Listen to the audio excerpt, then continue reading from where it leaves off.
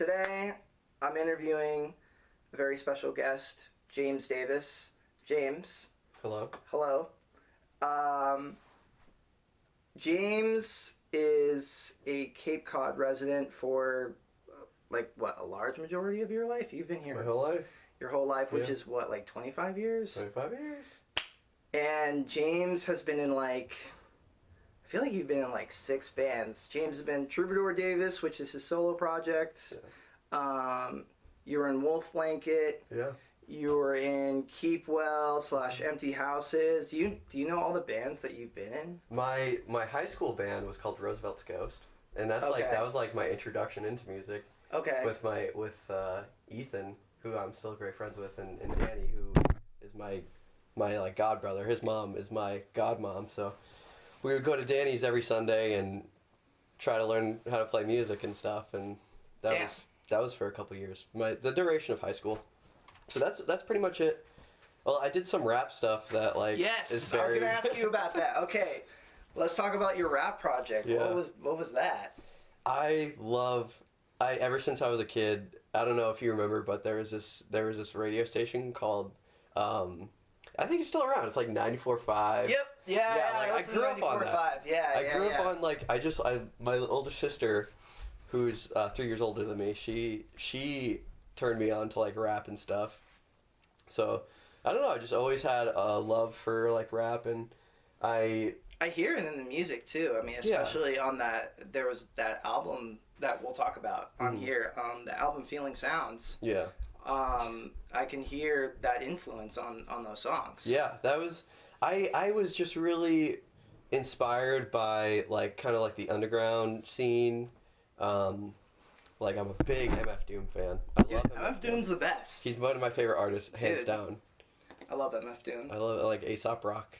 I like A$AP Rocky or A$AP Rock? A$AP Rock. Okay. I love them both. Have you ever seen that video of them meeting? Yeah, I have. It's super fucking awkward. It is super awkward. Because it's A$AP Rocky's cool. Really hyped. Yeah. It's yo, let's go. Yeah. And then who's the guy who introduces him? It was Sage Francis. Yeah, I'm pretty sure it's Sage Francis who introduced him.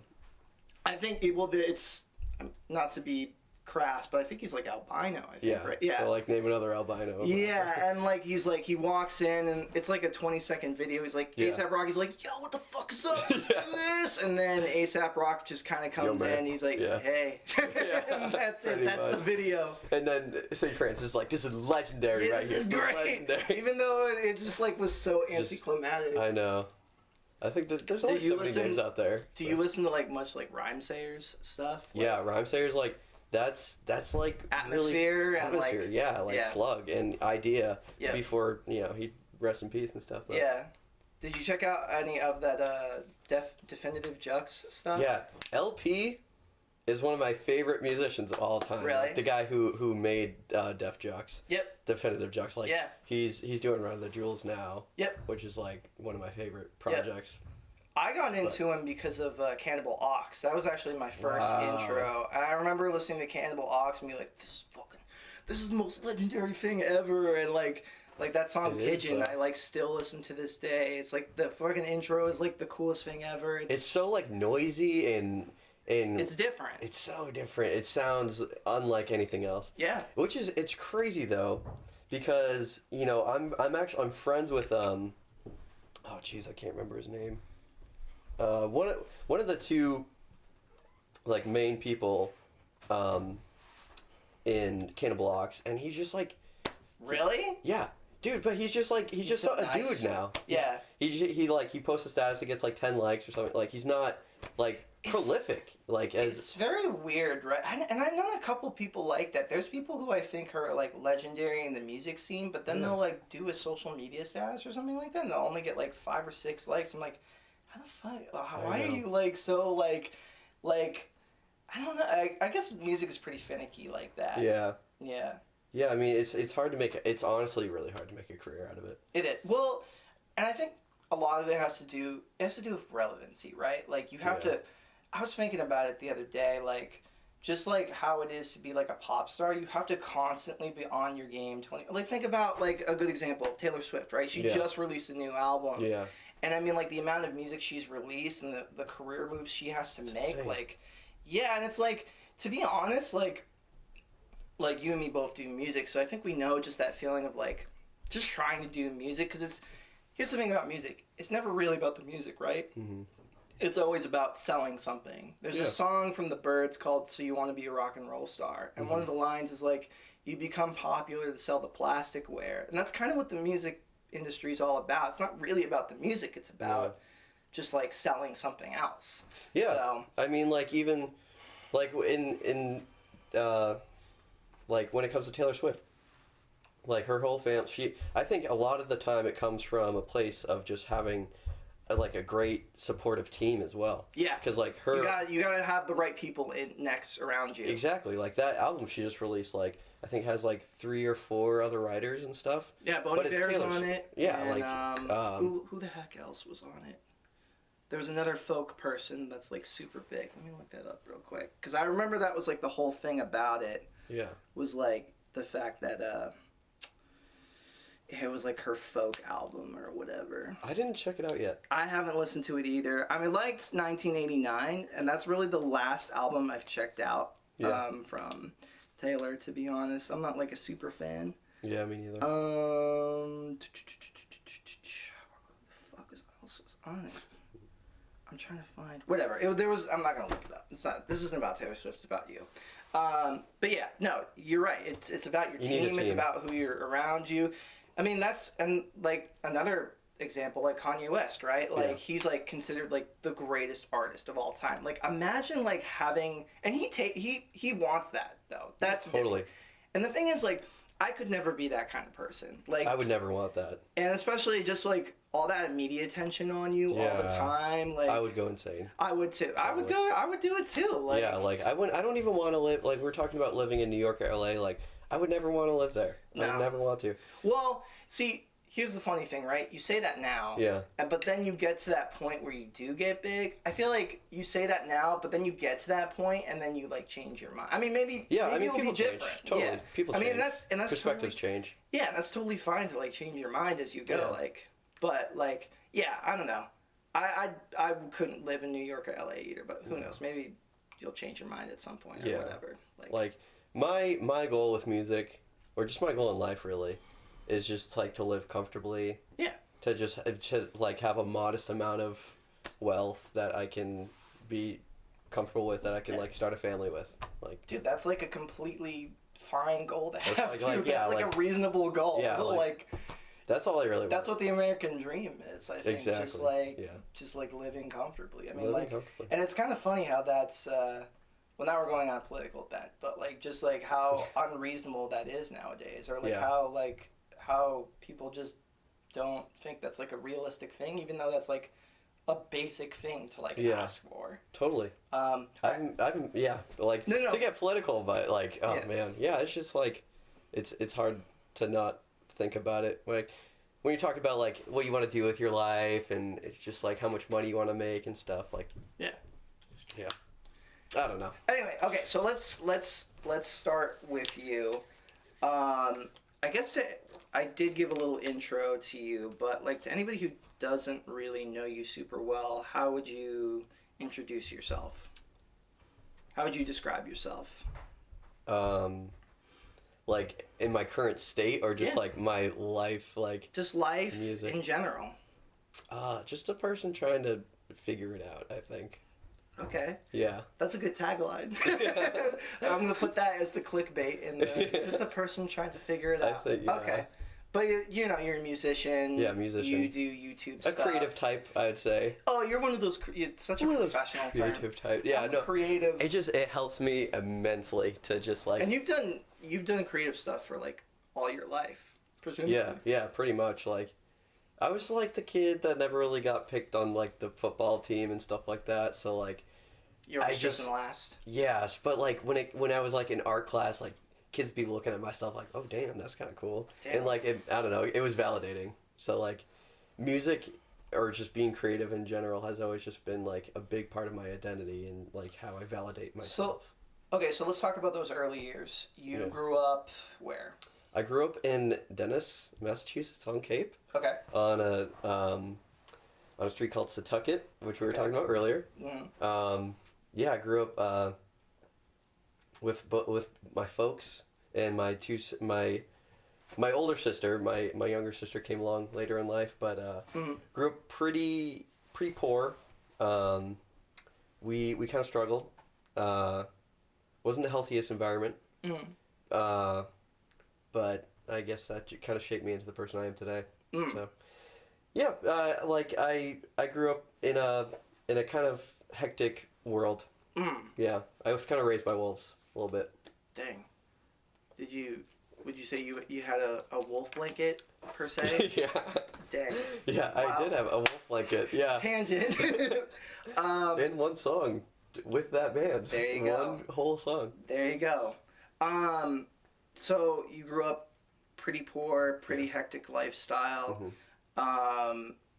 Did that kind of fuel you to go into a more creative like environment, or do you think it was something that you were just kind of born with? I think I always was a creative person. Like I just wasn't able to fit my perspective into just a shuffling crowds. Like I just always felt like I kind of had like an outsider looking in almost. Okay. And I think that's fueled who I am creatively. But sorry, go on. No, it's fine. When I started songwriting, I realized I had so much I needed to say, and it was just because of all the things I've already been through in life. Would you say it was like a therapeutic? 100%. Yeah, totally. So you used music as a way to kind of deal with the environment around you, the hecticness of your life. Was music was your way of just dealing with it. Yeah, totally. It's so cliche, but it saved my life. I was about to say, what a cliche! It saved my life. That's the thing. Even if it's a cliche, it's true though. Yeah. It really did help you out, and totally. There's nothing wrong with that. Yeah. So you say you always felt like you were kind of like an outsider looking in. Do you have examples of that? Can you think of times where that was held true to you? Good question. It's okay if you don't have any, but I was just interested. I think I don't know if this is everybody, but I guess just in every situation I'm in, or at least 90-80% of situations I'm in, I feel like I have to act like everybody else, maybe. Yeah. Isn't that life, right? Maybe that's just I don't know, I guess all right, so if I were going over other kids' houses and stuff, I realized they live significantly different than I did, I guess, I don't know, I've just always been kind of strange, I suppose, okay. I've never really thought about it, so that question I guess a little threw me off a little bit, but yeah. Strange in what way? Strange in what way? I for the first 13 years of my life I didn't wear shoes. I had Your teachers didn't get mad? Well, in school I had to, but I always dreaded school. If you weren't in school, you were walking around I was walking around making bows and arrows and stuff, and I definitely had issues all my life. I had pica growing up, if you're familiar. No. Where you eat things that aren't edible or supposed to be. So I would just Okay. Interesting. I've always had I guess mental health issues.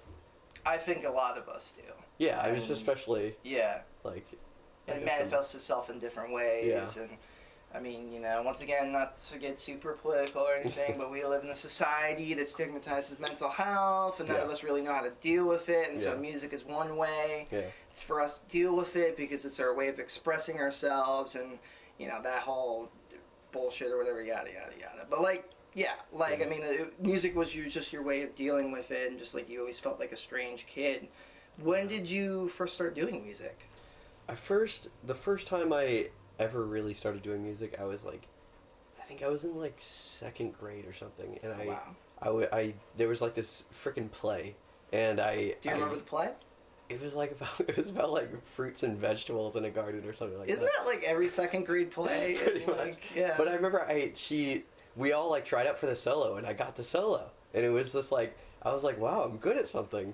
And so singing, you were So yeah, I sang in a solo, and it was just a really special. It was kind of pivotal for me, the tape was around forever. Like my mom was filming it, and she was just like, just like the camera shaking and stuff. That's and, like, so awesome. Just being able to like, I don't know, offer something and like and give something emotional to somebody. Like my mom in that case, like that was like my earliest memory of like, all right, this is cool. I like this. And I'm sure it validated you too because it made you feel like you were good at something, right? Because like, you know, like I know that feeling of like just seeing people, you know, they play sports and stuff and they're like all cool and they get to be like this cool person. Yeah. And just like not really feeling like you belong at anything. So to have that thing where you like feel like, wow, holy shit, I'm actually kind of good at this and I'm not useless and I can actually do something. Like I'm sure that was validating for you. Well, the next play I remember I was like, I got this in the bag. I'm gonna get that solo. They didn't give me the solo. I was like, well, maybe I'm not good at this. Like, but I feel like it's dangerous though. Like as far as like discovering as a child, like you have an knack for it, I guess. Like there's something I've been looking into, like I think it's called golden child syndrome. Okay. Where it's like you get positive affirmation all the time about something, and you're like, and you stop kind of trying, or like everybody's telling you you're so good at it, and like meanwhile other people are working their ass off just to get to where you're at, and they surpass you, and you're like, well, I thought I was good at it, you know. So like that's interesting. It's a dangerous thing. You gotta be like modest about it. And I think that's so interesting because I feel like that's always that discussion with art. Like, are you born with it, or like do you have to work for it, right? And there's some people like, you know, they go to school for music and they just like work on it and do all this stuff. But some people just be like, nah, fuck all that shit. I'm just like gonna do it. That was me actually. I never really went to school for music. So I was like, oh, I always I'm good at what I do. But now I see people who like went to school and they like have all these opportunities or whatever. I'm like, fuck. Like, why? I think like first and foremost, definitely you have to work for it. Yeah. 100%. Like, it doesn't, you know, you can be really gifted and stuff, but like if you don't work at it, if you're not practicing, then you're losing it. Yeah. Yeah. Do you like a side note? Do you practice music every day? I try to. You know, 2020's been a hard year for all of us. Yeah. 100%. So like it's hard for me to keep my goals in line. Right. But like I just like wrote a new schedule for myself, like. Because I'm kind of like a creature of habit. I need to just kind of like do the same. Some kind of stability. Some stability, and like on that, it's like play music at least 10 minutes a day. So, cool. I try to. Okay. So so the play was like the first time you really started doing music. But what was the first time you like started kind of doing your own singer-songwriter stuff, or maybe you were in a band? Like, what was the first like evidence of that? Maybe that happening. So I'll tell you about the first time I ever wrote a song. Okay. So to tie back in to like the mental health thing, like I've been like impatient a couple times, like for that kind of thing. I met this girl at one of the places. Of course. That's how it always goes. And we would write notes back and forth to each other and shit, and I was so smitten. And I remember when we both got out, we're gonna hang out, and like long story short, we did hang out and it was horrible. I hated it, and she was like way too forward, and I was like not ready. I don't know, it was weird. Oh no. It was super weird, but like we would talk on the phone, and I remember I wrote a song for her.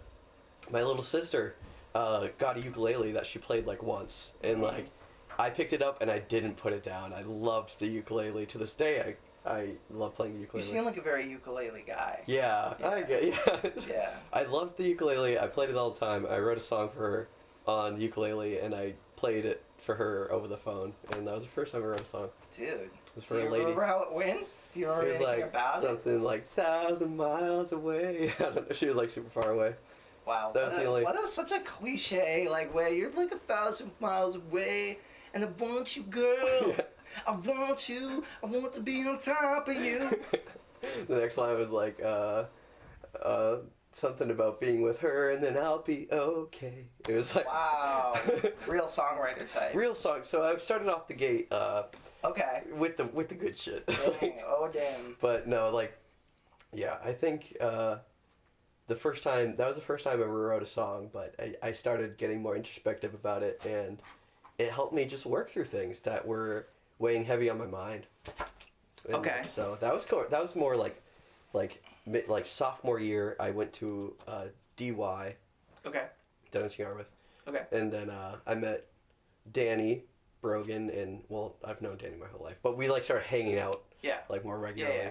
And Ethan Alexander, who we're good friends, and so we made a band together, and then like I don't know, that's where it changed. It was like, okay, was that the Roosevelt Ghost? That was Roosevelt's Ghost. Okay. So, like, and that was great fun. We always had so much fun. Dang. Okay, yeah. So that's we wrote like a couple albums like that are buried out there somewhere. Are they on like Bandcamp? Can somebody like they're on Bandcamp. Okay, I'll have to check. I have to check that out because I thought I found all the music that you were like involved with, but I guess not. I'll have to check that out later, sometime this week, I guess. Yeah. Okay, so was Roosevelt's Ghost the first like real band you were in? Yeah. Okay, and was that like what was that kind of? What was being in that band like? Did you guys play off Cape a lot? Were you playing a lot of shows or no? We were playing in Danny's basement. Okay. Like you were just like shows. recording in music in the basement and just putting it on the internet and being like, "Hey guys, like check this out." Yeah, exactly. But it was such a creative renaissance in my life. Like music just like changed things. Like I got this like loop pedal and this is probably what, like 2010? It was like 2011 or so. Dude, that's the time for that stuff. I mean, like Ed Sheeran, Reggie Watts, all that like looper stuff. Yeah, like, it blew my mind, and I got one. I was like, oh, I'm gonna. And like to this day, that definitely still affects how I make music nowadays. Because like my approach to music back then, a lot of the time was just like doing things, like just feeling it and like just doing random stuff and just throwing stuff at the wall. Yeah. So like kind of sticks and like. And that's the only way you can get better. Wonky loops and like I would write songs with them, and I still try to do like wonky ass kind of songs and like. I can tell. Yeah. I can tell. Yeah. So yeah, Roosevelt's Ghost was basically a total creative failure. It was totally a piece of shit. Yeah, pretty much. Like we actually won like a couple battle bands. I think you have a Facebook page, and one of them, I think there's one in the description that's something like, "Yeah, we're gonna move to New York and like go to Brooklyn and like get fucked up on drugs and like fuck like strippers or something like that." Sounds about right. Oh my god, I remember reading that. That's super funny. Yeah. Okay, we had 10 fans. Okay. Are those still people you talk to now, or do you know any of those fans? Yeah. Okay, it was all like your friends. Yeah. Yeah, okay. we had our own little scene at the high school, and like that was. Damn, you were like the cool kids in school. No. You're probably like the stoner kids though, or something. Yeah, we were like the out there crowd. Oh my god, you were like the art school guys. Like, yeah, we're cool. Pretty we listen to The Cure. We like. I don't think I've ever listened to The Cure in my life. You should. I should. Yeah. Cure is so good. I was listening to Tears for Fears on the way over here. Dude, Tears for Fears. It's one of the best bands of all time in my opinion. Dude, Tears for Fears, songs from the Big Chair. Mm. They honestly, they got a couple. I had a compilation CD of their greatest hits, and they like all throughout their career, they got some like absolute bangers that are they're tremendous. But they only really get known for like something. And that's a good song. It's a great song, like they have other good ones besides that one. They do, yeah. What was Roosevelt's Ghost a reference to? Danny was like super big into politics. Like to this day, he's like I think he's like a poli-sci major. At one point, he was. Okay. But yeah, like we just thought like Teddy Roosevelt was cool, and like. Okay, you just had an affinity for Teddy Roosevelt. Pretty much, yeah. That's what I was doing. Okay, all right. So your first like real group was Roosevelt's Ghost. Yeah, like we played some. It was kind of like our real first group. Yeah. Okay. Like we didn't like gig out or anything. I mean, you played like what, like probably like talent shows at the show. Like... Yeah, we played like a New Year's show every year at our friend's basement. Like a lot of basements. Yeah. I mean, that's nothing wrong with that. That's where you gotta start. Yeah. So, like, who cares? So then, what was after Roosevelt's Ghost? So after Roosevelt's Ghost, like, we just started growing in different. Like, we were starting to focus on different things. Like, all of us, like, collectively. So, like, I started like falling in love with like. Rap and hip hop and stuff again because like I just like didn't really mess with it for a long time. But then I think that's like around where I got I got Mad Villain, the record, and Okay. like Classic. I listen to it every day, and Yeah. like I could listen to it all day. It's super short, right? I think it's like 30 minutes. 30 minutes or so, yeah. Yeah. But like I just started writing like over the instrumentals in that. I started like writing my own little raps and stuff, and like they were dreadful, but like Yeah. I started in like I had my loop station, and another lifelong friend of mine, Brian, at the same time was making music with some of his friends in like in a producer kind of role. So Okay. I came over one day with my loops and my rap and stuff, and like all his friends were chilling out there, and we just made a song in like 15 minutes, and the friends in the room were like, "That's it's pretty cool." So like it was that positive affirmation I needed again to like, Yep. okay, this is a new project. Something cool. Yeah, so not a lot of people know I did the rap thing, but like I was just What was your rap name? Did you have one? Yeah, I did. It was like I called myself Vox Cypher. That's such like a independent like underground rapper name I was to like, have. because I was like infatuated with like the underground scene. Like, Was it like a cipher, like when rappers like go on a cipher and they're like rapping for like a couple? Was it something like that? yeah, well, a cipher that's what you would call a cipher, but like I was going for like pretty much my lyrics were like convoluted and like hard to understand, and like so I was like my voice like Vox like the vocals are all ciphered up, like it's like a cipher. It's hard to understand what I'm trying to actually get across. That's like such a first rap name. Yeah. But I mean, like it works though. It was a little Do you still embarrassing. have that music? Like, can somebody like listen to that? Yeah, they could. Some of it is on. I think it's on like Spotify, and like it's Okay. buried on like YouTube somewhere. Okay. I never really. Are you like embarrassed about it? Like, do you care if people listen to it? No, I'm not. I'm fine with it, but like, yeah, it is a little embarrassing. I think like. Okay. I used to play at a club, the only club on Cape. It was called Puffer Bellies.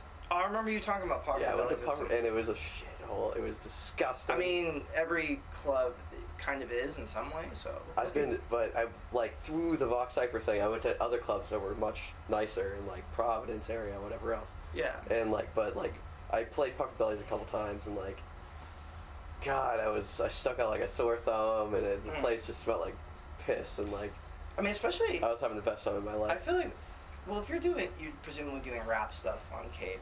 I feel like if you're gonna do rap stuff on Cape, you're definitely gonna. I mean, as a white kid, Yeah. like, I mean, you're not middle class, but you know, like as a white kid doing raps on Cape, like, which is primarily, I mean, Cape Cod's primarily known as like a bougie place, right? It's Yeah. like, it's kind of like, what the hell is this like? People are gonna be like, what the hell is this privileged kid like doing, like trying to do raps or whatever? Yeah. And there's like, I mean, I see a bunch of rappers now on Cape who are like trying to do it. There's that podcast of Provincetown that does like, that's a rap hip hop. Oh, like Boo Life. Yes. Yeah, Blue Life. Yeah. I've listened to it a couple good times, guys. and I mean, they're cool, but like, they're the only ones I can think of that like are really doing like the rap hip hop stuff on like Cape. So like. Yeah, I got a friend. If whoever ends up listening to this, like, if you can check out Rebel Minds, my friend John, he's fantastic. He's a brilliant guitarist, but he put it down, and he's doing hip hop now, and he's doing it a little later in life. He's 27, but Nothing wrong with that. yeah, but he's all freaked out about it. He's like, nah, dude, I gotta be like 17 or else Nah, it's never fuck gonna. that. Yeah, exactly. He's super talented. If rap on Cape, like, Rebel Dude, Minds are great. If John is somehow listening to this, I mean, that's how like Chuck D from Public Enemy felt. He started when he was 25. He was like, Really? yo, like, dude, like, I'm way too old to be doing this, and like, Yeah. one of the greatest. He's considered one of the greatest rappers of all time. So there's Totally. never really a good starting point. You just gotta do it. Yeah. Like. I used to be freaked out about that myself, like age. Like, I figured when I was in high school, I figured by this time I would have been Same. signed to Sony, whatever Yep. else. Like, it's Me all too. history. Me too. And it doesn't turn out that way. No. You know, I realize now in my 25th year of life, like, I need to get myself in order before Yep. I'm ever able to handle that kind of situation. Yeah, and that's why. I mean, I don't know. I think it's different for everybody, but I think of somebody like, you know, like Billie Eilish or something like that. She's like 16 or 17. But just being that age and like having all that media attention on you, like, and just like all these people paying attention, that's like I would never be able to. If people were doing that to like Vox Cypher or like Roosevelt's Ghost, I would. Oh my god! I would have never had a career. You know. No, like you would have probably. I'm still working for it. You know? I mean, like you would have had some Macaulay Culkin thing. You know, he was like famous when he was younger, and then he got burnt out, and now he's like this. I would have like, been a crackhead in the oh my god. in the street somewhere. I swear, I probably would. Okay. So you did the Vox Cypher stuff after Roosevelt's Ghost. Yeah. What was the timeline for this? Like, when was like? So, like Vox Cypher, I started doing Vox Cypher. I think Vox Cypher was around like 2014, maybe 2013. So it was like a year or so after. Okay. Yeah. So what kind of happened after that? I started. Well, I don't really know. I haven't thought about it in a while. Is it like a dark period? I mean, is it cool to talk about, or yeah. No, it is definitely. I wonder. Well, I had a group of friends. We all kind of like that was like our group. We had like a little like label. Okay. And, what was the label called? Canonic Productions, which is like Canonic is my friend Brian, who I've been friends with forever. Okay. So he like recorded us all, and we were like our little friend group, yeah. And so, but like some of our friends kind of did shitty things, and we like gave him the boot, and like Brian just started working. He started doing like stuff in a different direction with one of his good friends. So like he kind of we just I don't know, we didn't have any more. I didn't have any more material pretty much, and like I just kind of I've always it's been hard for me to like stick to one thing, like stick to one genre. Very much a young person thing to do. Yeah, I mean to this day it's like what kind of music do I want to be making? Yeah. But like always big in like just seeing whatever's next, and I remember. We just it's just kind of fizzled out. Okay. Yeah. Because I'm trying to figure out, because the first time I really knew about you was the stuff with Keep Well, and you had Empty Houses beforehand. Yeah. But I'm trying to figure out what was the connection maybe between the timeline between maybe Vox Cypher and Keep Well and Empty Houses. What was like before that or in between that stuff? So like Vox Cypher, like it kind of overlaps with the Empty Houses thing. Like I was. And Empty House is the band you had with Ethan Alexander, Alex Tulloch, right? So for Empty House, the original lineup was Eddie O'Sullivan, who was playing drums, Nick Sabine, who was like kind of I'd say like lead guitar, like rhythm guitar maybe, and then Ethan and I. Okay. But so I just kind of got bored with like just rapping over beats, I guess. You probably did that for like what, a year or two? Yeah, like a year or two. Yeah, pretty much. Like 2 years max. Yep. And like so I started making like acoustic music and like going to Brian with that, and it was just like a whole different vibe. That whole you mentioned it earlier, like Feeling Sounds, I think. Yep. Yeah. Which was 2017. Yeah, I never released that. He did. He was like, dude, this is all the shit we did after Vox Cypher. You know what? That's funny, because on the Spotify thing it says Canonic Production. I didn't know who that was, though. Yeah, he just released it one day. I'm like, oh, okay. That was just like our whole backlog of stuff. And the picture and the album art is you, and it's at Free Play, I believe. The picture is you, and you had it as your Facebook profile as well, but it's you holding the hat and it says Dennis Beaches. Yeah. And I think that's from like a Keep Well show. I wore that hat. It was my favorite hat for ages. I had no clue where it went. Yeah. And it was my older sister's hat when she worked at the Dennis Beaches. Yeah, but I remember seeing that album art and being like, isn't that from like a Free Play show? Like it was like, so it was interesting. So yeah, years later he decided to like put our whole backlog out there, and like it was cool. I'm glad it's out there. Because there's some songs on there that people really like. And I want to talk because I really liked the songs on there and just the lyrics you were making. But I want to get that connection between the Vox Cypher and the just Empty Houses Keep Well stuff. Yeah. like Vox Cipher thing kind of fizzled out. I wanted physical instruments. I missed that, and I don't even know how it happened. Like it was just like it wasn't like a really prolific thing. We were just like, hey, you want to make a band? We're just like, yeah, well, let's go. So we went over Eddie's house one day, and we just like vibed. It just like worked. Like, and at the time, they were all into heavier music. Okay. Except for Eddie, he's super into like Dave Grohl. He fucking loves Dave Grohl. Dave Grohl, I love Dave. He's fantastic. Why I play drums. He's fantastic. He's a brilliant human. But like Ethan, who's still very much in the heavy scene, he definitely puts it on, especially in this area. Yeah. And like Nick Sabine was like into heavier stuff, and like I remember that the girl that I was trying to impress at the time, Corinne, who was we had a relationship. She was in that like brand new and stuff, and like what I consider heavier, and like I never really messed with any of that, but like I wanted to kind of impress her, so I just started like screaming to their guitars, and it just all worked. Blew my voice out like every week. Yeah, of course. Yeah. You gotta do like vocal training to have that kind of stuff, or learn, or just scream a bunch, I guess, and learn how to do it. But yeah, I think just like the latter like couple of weeks of it, I just figured it out, and then we just like stopped the project. There you go. Yeah. Okay, so you started Empty Houses. Yeah. After Vox Cipher. Yeah. What was Empty Houses like a reference to? First we were like brainstorming for names for so long. Like we all liked Forest Fires, but there was this other band that was like an actual band that had the name Forest Fires. Okay. So I chose the name Empty Houses because like I wish we could have used it, but that we later realized there was actually another band with the name Empty Houses that were bigger. Okay. But I liked the name Empty Houses because we grew up on Cape. We're the kind of like middle class people, and like for 8 months out of the year, there's just empty houses everywhere. So it was just like an homage to, I guess, to just where our home. Okay. Yeah. Okay, and Empty Houses was what, like 2015 or like? Yeah, like the timeline's like I don't really think about it. Okay. So like it's hard to. All right, that's fine. Timeline. So how long were you doing Empty Houses for? Like.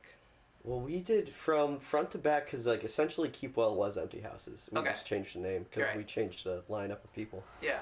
So we did it for years. I'd say like 2015 to like 2019 or so. Okay. Yeah.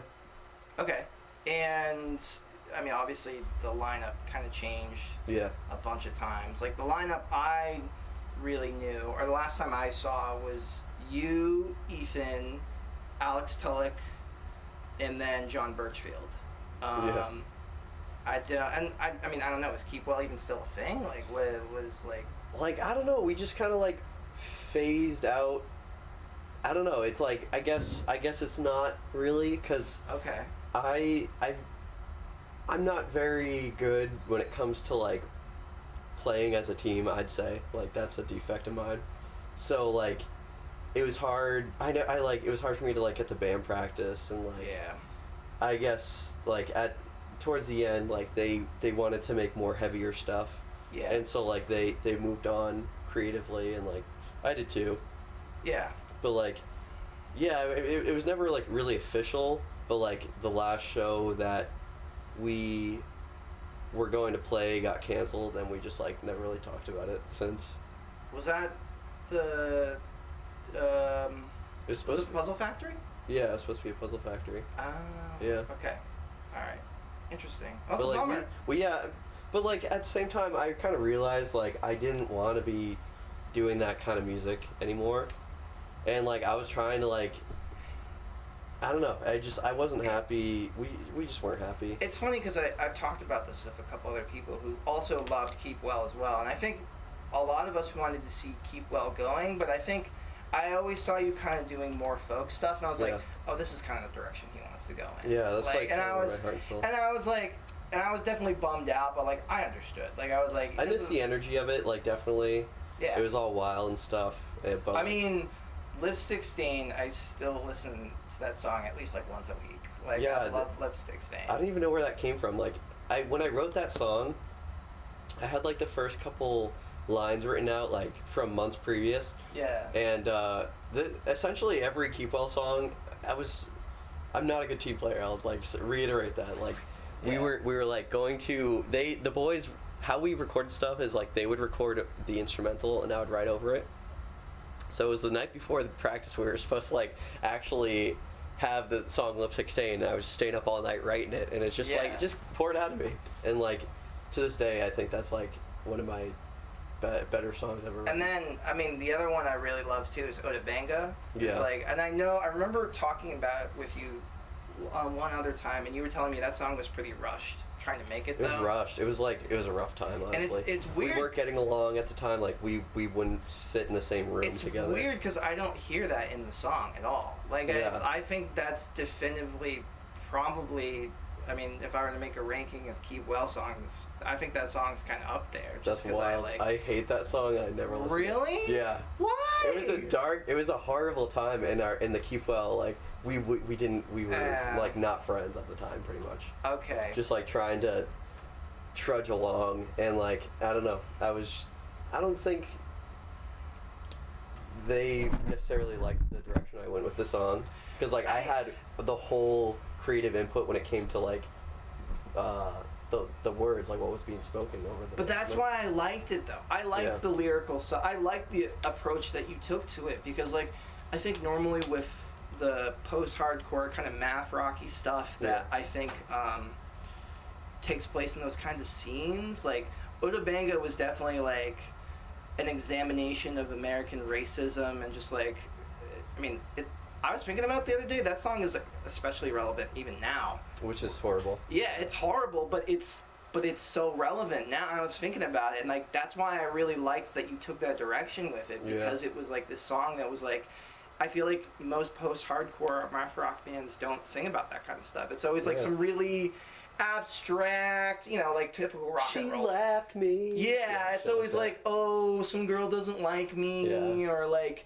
It's like some, rock and roll, so it's not about the lyrics, it's about, like, the feeling. So it's like, bang, bang, checking the rank, like some kind of, like, abstract, like, words that kind of work together. But Oda Banga, to me, was, like, very definitive and very, like, just taking this strike against racism and just, like, the history of American race. I don't know. I'm putting more into it than I think you probably thought about it. But like that, when I listened to that song, I'm like, wow, this is such a cool song that I wish. I was just so moved by the story of this, like this horrible experience this man went through. Like this beautiful man who was just like a great dude. Yeah. He was just a fantastic person all around. He was just like let down and just treated like an animal. Yeah, exploited for years. And it's just every time I wrote a song I wanted it to be kind of like its own standalone concept. Like I wanted to write about a concept, not like about whatever happened. Yeah. So like every song was its own concept and like that I just did a bunch of research about him and just like I remember crying just like reading about especially like how he died. Yeah, so he actually killed himself. He like took a gun and like he shot himself, and he was just sick of what America turned him into. Yeah, because he was basically a zoo animal. Like, yeah, he was a zoo animal, and then later on in his life, he lived. I think it was like a farm or something, like a plantation or something like that, or like a museum, something like that. But he was just an attraction, really. Like people were just like, oh, I don't know, do something funny. Like he was just like at the whim of people that visited, and like he's just horror. Like he was like he might as well have been furniture or something. Like, so like he was just sick of that. He had all these fancy clothes that they gave him, and like they put caps on it. He had filed down teeth, and they gave him caps for his teeth, and he just like missed his home that was robbed from him. Yeah, and he just took off all his clothes, and he put on like his what he would have worn if all that shit didn't happen to him, and he chipped off the caps of his teeth, and he just died who he actually was, who was Oda Banga from the Congo. How did you find out about Oda Banga? Or you just I was like watching a documentary or something, and like top 10 most fucked up things that ever happened. Mojo or something? Some shit like that. I found it online, and I was just like, oh my god, it just struck such a chord with me. Yeah, it's crazy because you don't learn about that shit in school. No, you don't. Nobody ever teaches you about it. They don't want you to know. No, I mean, or the other thing, I mean, was like, I don't know too much about it, but I mean the destruction of like Black Wall Street. So much, which was like bombs from all these cake, and like you just never get it's like never mentioned. To go back to my friend John in Rebel Minds, he just released an album called Black Wall Street. Okay. He talked about political shit and like it's more of like a trap, like it's more like I'd say modern. Mm-hmm. But like, check out. Is it on Spotify? Can people like? Yep, Spotify. They got merch and stuff. I'll have to check it out. I'd love to. I'm trying to check out more local stuff, so I'd definitely be down. But yeah, I mean that's why I'm not trying to like badmouth your other band members, whatever. Everybody has different perspectives on what they want from art. But as a fan, I can tell you that I just liked that you took the approach that you did, because I thought it was just like super. It wasn't. That's the one thing I don't like about like a lot of rock and roll, is that it can be kind of abstract, but you were like, nah, fuck that. This is like about like a real thing that like actually happened. I just wanted to tell the story. Yeah, and it's like I don't think I know about Oda Benga now because of you. Because really, you decided, that's really cool. Yeah. Like I remember some people were just like, Alex, he's one of my best friends. Like we were in the band at the time. He's like, it's like he just took like his Wikipedia page and just fucking sang it over the song, and I'm like, I guess like that's what I was trying to do though. I just wanted to tell his story. Yeah. Yeah. Because I mean, nobody had ever really talked about it. So and that's I appreciate.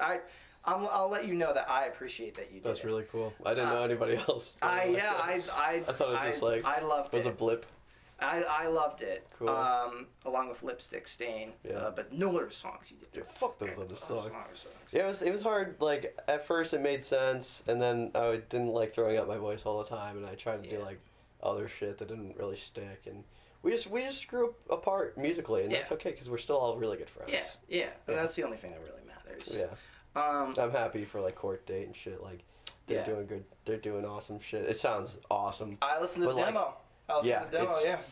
It's gnarly. Eddie is a fantastic vocalist. Is he the one that recorded it? Or no, he's the vocalist. He's the vocalist. Okay. And it's his first band. Okay. He's never really made music before, so I just assumed Ethan sang on everything, but I guess no. I think maybe he does some singing in like the background, but like that's Eddie, and he has such a gift for like that, for like what do they call it? I think it's called grimecore. Yeah. Yeah. Yep. So it's not. I couldn't do it. So it's not really your type of music, and that's not really what you're trying to do. Okay, so Vox Cypher, Empty Houses turned into Keep Well. Yeah. And then you kind of started taking. I'm gonna go back to Feeling Sounds at some point. We're gonna go back at some point, but I'm just trying to establish a timeline of all the stuff that you've been doing. Mm-hmm. You did Empty Houses, Keep Well. Then you started doing more Troubadour Davis stuff. Yeah. That was kind of. I think Troubadour Davis was kind of. When Keep Well was kind of happening, right? Like, yeah, so like another kind of stressor on to Keep Well was like at that time I was playing gigs professionally, and like I was taking any gig I could, and I still to this day I still do. I mean, yeah, of course you have to. 2020 you can't. Yeah. Like I had some pretty sick gigs lined up before Corona hit us. Yep. Which stinks, but it is what it is. It is what it is. Yep. Anyway, but so like while I was doing that, I was doing my own thing, and I've always loved doing my own thing, kind of. But like I just pretty much the Cape Cod scene. If you're gonna play music on Cape Cod, you're either playing covers to older folks in a bar, or you're just playing in somebody's basement. That's like pretty much it. Yeah. We're gonna talk about the Cape Cod scene because I'd love to get your perspective on the whole thing, and just because I've talked to a bunch of people about it. I talked to Greta about it. I've talked to other people about it, and I've gotten some kind of like feedback on the whole thing, but I'd love to hear your feedback too, just because you've been here for all your life, so you kind of know what's going on. But anyway, you've been doing solo stuff, the Troubadour Davis stuff, which is kind of more folky, more kind of lo-fi, like microphones sort of stuff. Yeah, so I kind of fell in love with like new genre, like I found like just kind of like lo-fi. I started listening to a lot of Elliott Smith, who's still one of my favorites. Classic. Still one of my favorites to this day. What about you like Nick Drake? I love Nick Drake. Nick Drake, classic. Man. Just like stuff like that. I was like, that's what I want to sound like. Yep. So, I feel like that's always kind of where my heart was, just like singer-songwriter kind of vibe. Yeah. So I did a a battle of the bands. I've done many over the years, but like this one I did alone, and the prize was like studio time at this freaking studio. Always is, yeah. Yeah, so I won and I got the studio time, but this guy was just essentially trying to take advantage of me, which I didn't understand till like years later. Damn. But like so like he was like, "Yep, we're gonna do a demo for you," and I was like, "Oh, this is a big deal for me." And like I to this day that demo's not online. Like Is that the Songbirds for Mulhern? Yeah, Songbird and Mulhern. Oh, okay. Is that why you deleted it? Yeah.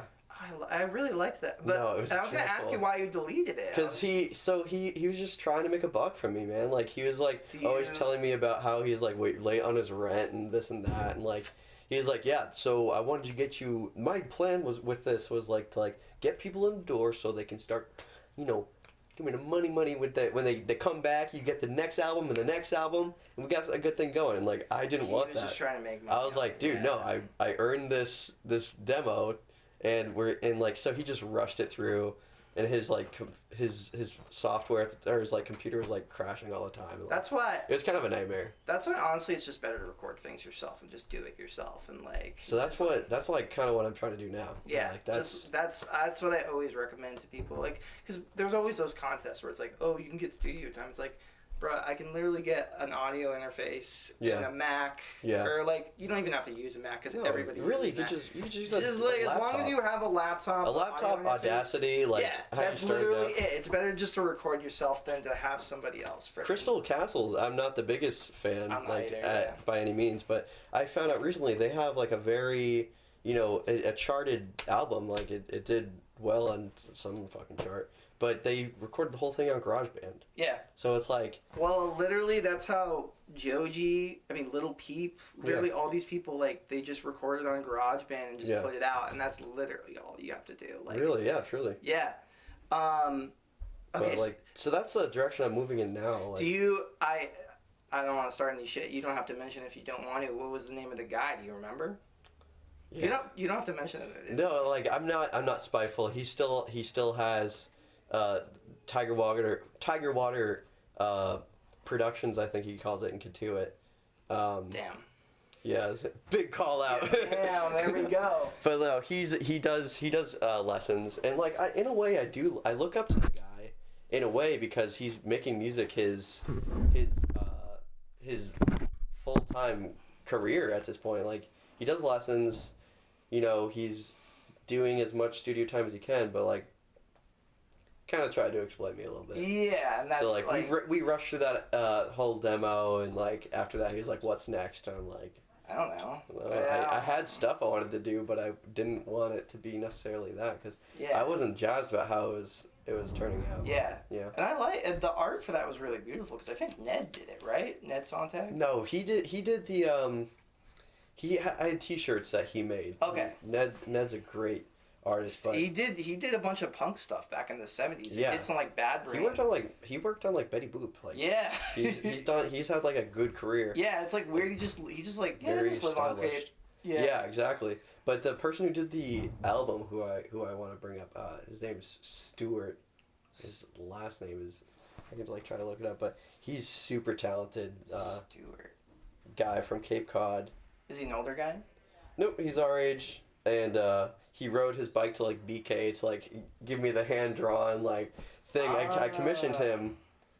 I think he lives in like Katuit or like Falmouth or something, but one of those places. Yeah, Stuart. He's a great artist on Cape, so he did that. He did the art for it. Yeah. Okay, cool. Because I remember Ned saying he was going to do something. It was for a T-shirt. Yeah, it was for a T-shirt. And Ned did that for free. It was really nice of him. Yeah. Yeah. Okay, so you did the Troubadour Davis stuff.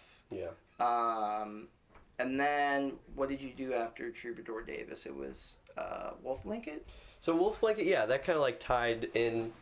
Like I don't know if you want to talk about it because I can edit this out. I just like start crying. Right? Yeah, I laugh. But... Yeah, no, I mean like things happen and like yeah, we broke up recently, but like one of my biggest regrets with that relationship is just like not taking Wolfblanket as seriously as like I was excited for that project. Me too. Everybody, a lot of people were. And Yeah. Like, we did well, like, as far as, like, views went on, like, whatever we put out. And, like, yeah, we just never took it as seriously as we probably should have. Yeah. Yeah. But yeah, I mean, is the YouTube page still up? Mm-hmm. Okay. Right, The most recent upload is, like, one of Corinne's projects for, like, college, and it's just like, this is why plastics are bad for the... It's like a 15-minute video. Got you. Like, yeah, so... Got you. It's been kind of inactive, but who's to say what's going to happen in the future? Okay.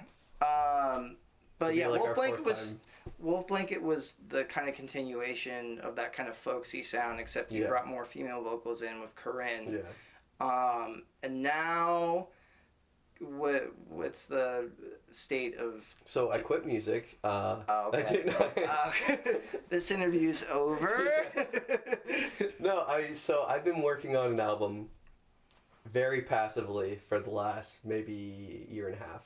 Okay. Which I'm very proud of. The songs that I have already recorded, like, this is the first time, you know, I've been met with creative difference with people in the past. I've been trying to be exploited by others, and, like, it's never been very, it's never been exactly how I wanted it to be. The outcome's never really how you want it to be, but, like, right. But I decided, I was like, I'm going to do this all myself. I'm going to produce it all myself. I'm going to write everything myself. This is all going to be just, like, my brainchild. And, like, all these songs that I've been cataloging for, like, years now. Yeah. I'm going to put out there. So I have this little 8-track Tascam that I've been... Port Studio, 424. Oh, MK2? They're fire. Dude, I've been trying to buy one, but they always go off on Craigslist and Facebook Marketplace. They're hard to come by now. I've had mine for years now. Yeah. But the whole thing's being recorded on that. I'm nearly done with it. I just got the album cover for it. Okay. You gotta send it to me. Yeah. I would definitely love to hear it. Yeah. When it's done, I just have a couple more instrumentals I need to do. And the most daunting part of it, I need to master like 3 or 4 songs. So. Do you are you gonna master it yourself? Yep. Okay, I was gonna say it sucks. I'm never gonna do it. It's like really hard. If you're looking for somebody to master it, RJ Barnett from Circlebrook, he's like a local. He lives in South Shore, Massachusetts. He's done a bunch of mastering stuff. I'm sure he'd be down. He'd be down to give you some tips if you were to ask him about it. But, all right, so let's take a step back for a second. Sure. Feeling Sounds, 2017. Was that your first real, like, solo project? I guess so. I mean, like I said earlier, like, I had no say in... If it came out or not. Like, that Feeling Sounds thing, I think that was going to be, like, the original name for, like, Vox Cypher. Okay. And, like, so that was just, like, even that, like, I didn't even... It just came out one day, and I'm like, oh, no shit. Dang. So that was just, like, a back catalog of... I would say that I've never really had, like, a full-length thing put out before. Okay. With your consent, at least, or, like, something... that Vox Cypher was me and Brian, like, equally... like, both of our creative inputs, so... Do you... so were all those Feeling Sound songs, were those stuff you kind of made up on the spot, or were they like songs on the backlog? Some of them most of them were on the backlog. Some of them me and Brian actively made together. Okay, in the moment. Yeah. Do you have you listened to the album in a long time, or like have you? I listened to it here and there. A lot of people really like the song Cape Cod. I was about to mention that song. I love that song. Thanks. That's like the standalone song, and for the longest time I did not like it. Really? Yeah, because I put a lot into that song, and like me and Brian, like, he decided he wanted to like change the pitch, and I was like, no, song's ruined. Song sucks now. And then like for years to this day, people are just like, oh. That song, Cape Cod, they really like that song, so. Dang. It's weird, because that song is like, it's like a maybe 7 to 10 second loop. Yeah. For the whole frickin' thing, and it's just like me, like, it sounds, stream of consciousness over it. It sounds like it does sound like an extension of your Vox Cypher stuff. Yeah. So like that was like gonna be Vox Cypher like part 2. That was gonna be on that. Okay. Kind of thing. That's a weird hodgepodge of like releases because some of it is just like when I'm like really into microphones and I'm just like playing the ukulele. Well, I was gonna say when I listened to that record, one kind of note that I wrote down here is there's sort of it's interesting because it does have that, you know, there's the lo-fi beats to study and chill to. It does kind of have that aesthetic to it almost. Mm-hmm. It's the lo-fi kind of rap stuff. But then it's almost just kind of interesting because it's like a preview of what was to come in the future. Yeah. For your Troubadour Davis stuff, because you have that kind of folksy stuff going on with it too. I don't know if that was like, so it's kind of almost interesting how it was like a door to your future in a way. Totally. Like, it was weird. It really captured like a lot of what I've done up until that point. Because that was before Keep Well, so like there's not really even anything that really sounds like anything I did there. Yeah. But yeah, it's just like kind of a hodgepodge of just like me playing guitar. Was that kind of on purpose? Were you trying? No, you just like were trying to fix songs. I think Brian just wanted to put it out there. Like he just like wanted it to be out there, so it wasn't just like sitting on his hard drive. When you were making obviously you didn't intend to put it out. Yeah. But while you were making it, was this thought process of like, I kind of want to do a mix of like lo-fi kind of rap stuff and then also do some kind of lo-fi like microphones-y, me with an actual instrument? Or was it more you were in the process kind of just making it and that's just kind of how it came out as? Yeah, like I think the mindset I had was like I wanted to have different projects going at the same time. Yeah. So, like, I wanted to have my Troubadour Davis stuff, which would have been, like, the more, like, somber acoustic stuff on there. Okay. And then I wanted to keep doing the Vox Cypher thing. Okay. Which, like, maybe I will in the future. Who knows? Yeah. I know I have, like, at least, like, 2 fans that is, like, still fuck with it really heavy. Really? Yeah. Do you know who they are? Like, Jasmine Littleton? Yeah, Littleton. She's always posting, like, Cape Cod stuff. I always see. Fantastic. Yeah, she's like a really good person to have on your side. Yeah, totally. Yeah. 100%. She's great. And then who's the other person? I don't know, like maybe like Eric Wilkie, maybe somebody I haven't talked to in a long time. Okay. Yeah. But yeah, that was kind of like the thing I wanted to do. Like I wanted to juggle so many things at once, like Keep Well, Troubadour Davis, and Vox Cypher thing, and Wolfblanket. Like I wanted to do it all at once, and like. And it just kind of fell apart, yeah. It's kind of hard to do that, though, right? Especially when you are poor and have no money. Yeah. Like, you got to be able to, like... At one point, I was working, like, 3 jobs. Yeah, you can't, Oh, dude, it was just, like, you kind of just stop feeling like a person when you're working that much. Well, because you retract into this blob. You're not even, like, a person. Like, I know that feeling of working, like, 60 hours and just being, like... I'm not even like a person anymore. I just get up and I go to work. Like, I would like try to sleep like in between. I don't know. It's just like your whole. You just. It's not natural. You're like before I got out of the car, I'm just gonna sleep for 5 seconds. Yes, so, like, it's not gonna happen. It's not gonna happen. Like I don't know. So. One of my goals right now, with music, is to be financially free. That would be. We all want. Amazing. That's what I want out of life. So back to Feeling Sounds. Okay, what was I might as well mention that. Like, what was the deal with Cape Cod? Like, what was it? Because it sounds like somebody who's just, like, very disgruntled or being basically, like, the life of a Cape resident. Yeah. Like, is that kind of what the song was sort of about? Like, yeah, I mean, that was just, like, my thoughts and feelings about Cape Cod. Like, just, I wish there were lyrics. I've tried to find lyrics for the songs because I wanted to see what they were, like, all about, but I couldn't. I never wrote them down. Like I kind of know them by heart, like most of them. I'd love to if you ever put them. I'd love to. Yeah, I'll put them out there definitely someday. Like, get it out proper. Like I'm working on to get stuff on Spotify. Yeah. But yeah, I mean like, the thing with Cape Cod that is always bothered me. Like one of the reasons why I chose to move as recent as I can. Like I'm just kind of waiting on that to happen. Mm-hmm.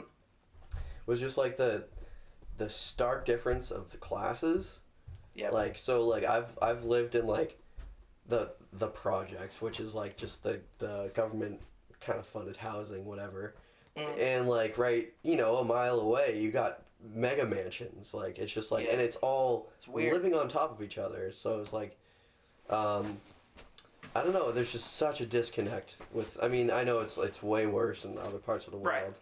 But, like, that's something that... But it's still... It's always bothered me. It's always valid. That's still, like, something that, like, bothers you. Yeah. And that's kind of what... I mean, like, there's that lyric about, like, how... Was it? In the summertime, you'll, like, move to the forests. Or, like, after the summertime, you'll, like, move into the forest. I think was, like, one of the lyrics. Like, and that always really kind of struck me. Yeah. I can't recall it to be. Oh, okay. Well, anyway, I don't know. I just really love the song. I love the production. Yeah. It's just Brian does a great job, and he's doing stuff with his girlfriend right now. And they're getting some traction. Yeah. I think the project's called like, I don't even know how to pronounce it, to be frank. Okay, that's fine. Yeah, but they do well. Okay.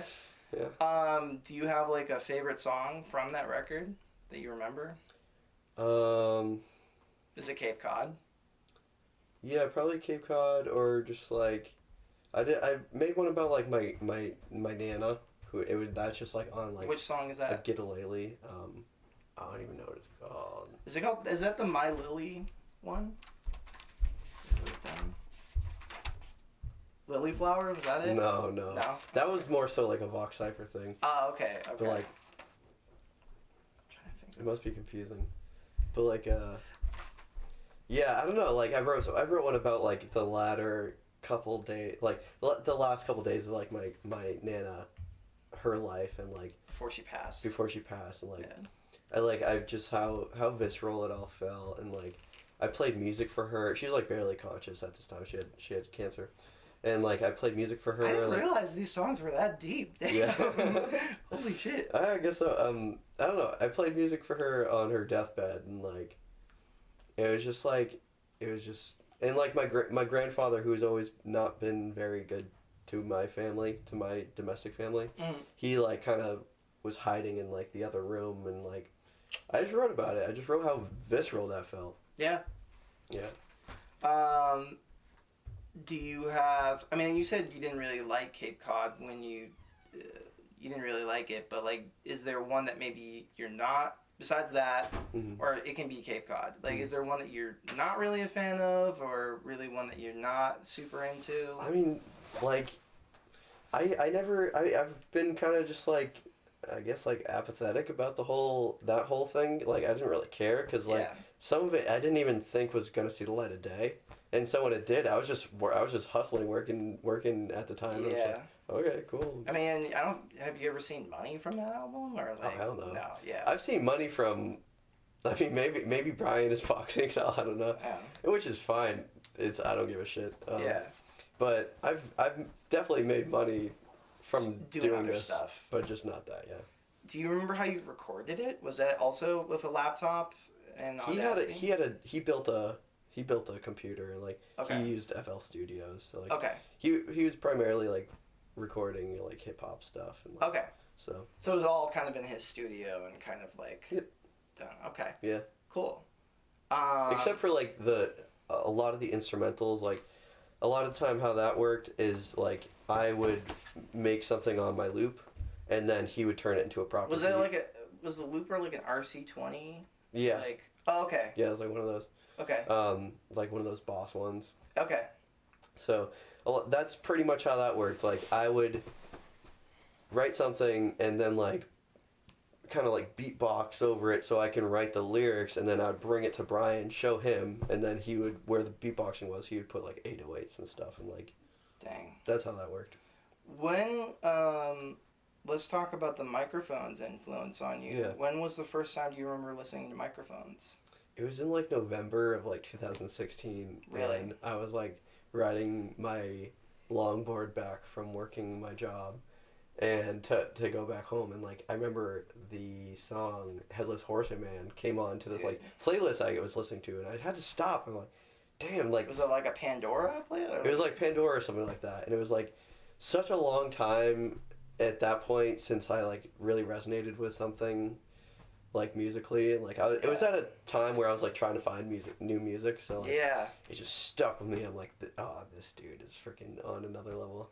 That's interesting. So I feel like a lot of people, they find the microphones. I mean, because microphones is like considered like mutecore. So like a lot of people found it for like 4chan. I've never heard that before. It's mutecore is like like 4chan. Mew on like Yeah, that's how people normally would found the microphones. I never really went on 4chan, but I had friends who did, and they exposed me to microphones for that. I remember hearing, what's the first song off the Glow Part 2?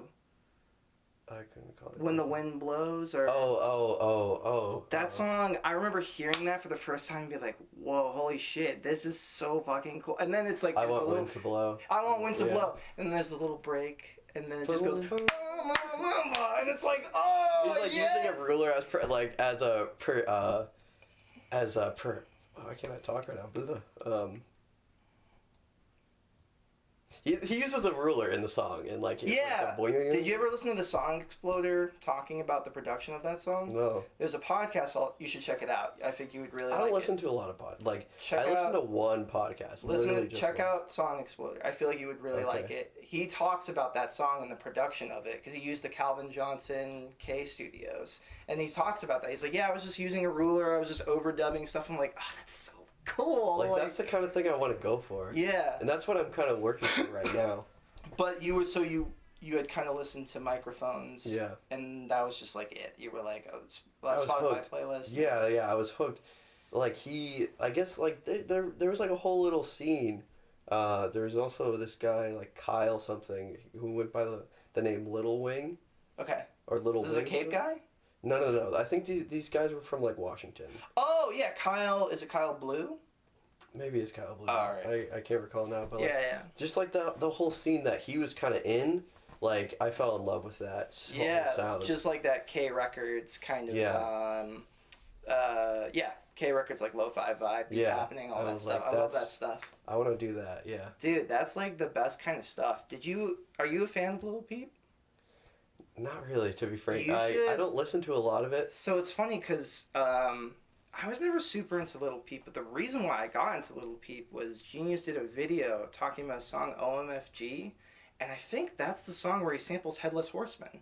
Really? Yeah, and I remember hearing that and being like, that's so fucking cool. Like, and the guy who did is Nedarb. He's like a really cool producer. He does stuff like that. He'll sample microphones and like Silverstein and all that stuff. And I was like, that's like so cool. Like, and that's what hip hop's all about. I mean, since the beginning, hip hop's taken like stuff like Kraftwerk and like sampled it. Yeah, like reinventing it. Yeah, and I was like, breathing new life into stuff. I just remember hearing. I didn't know if you knew about that Little Peep thing because like I remember the first time hearing OMFG, and not really. I've never been a huge fan of those lyrics because it's like typical sad boy stuff. Yeah. But like, just his vocal performance with the microphone sample was like, this is like. I was thinking about it then. I was like, how come nobody has done this yet? Like, it totally makes sense. It's like such a good, but it works so well together. That's the thing. Like, he kind of was like a trailblazer for that whole thing. Yeah. But it's like, well, it's like an aha moment. It's like, of course that goes together. Yeah. And like, that's kind of what I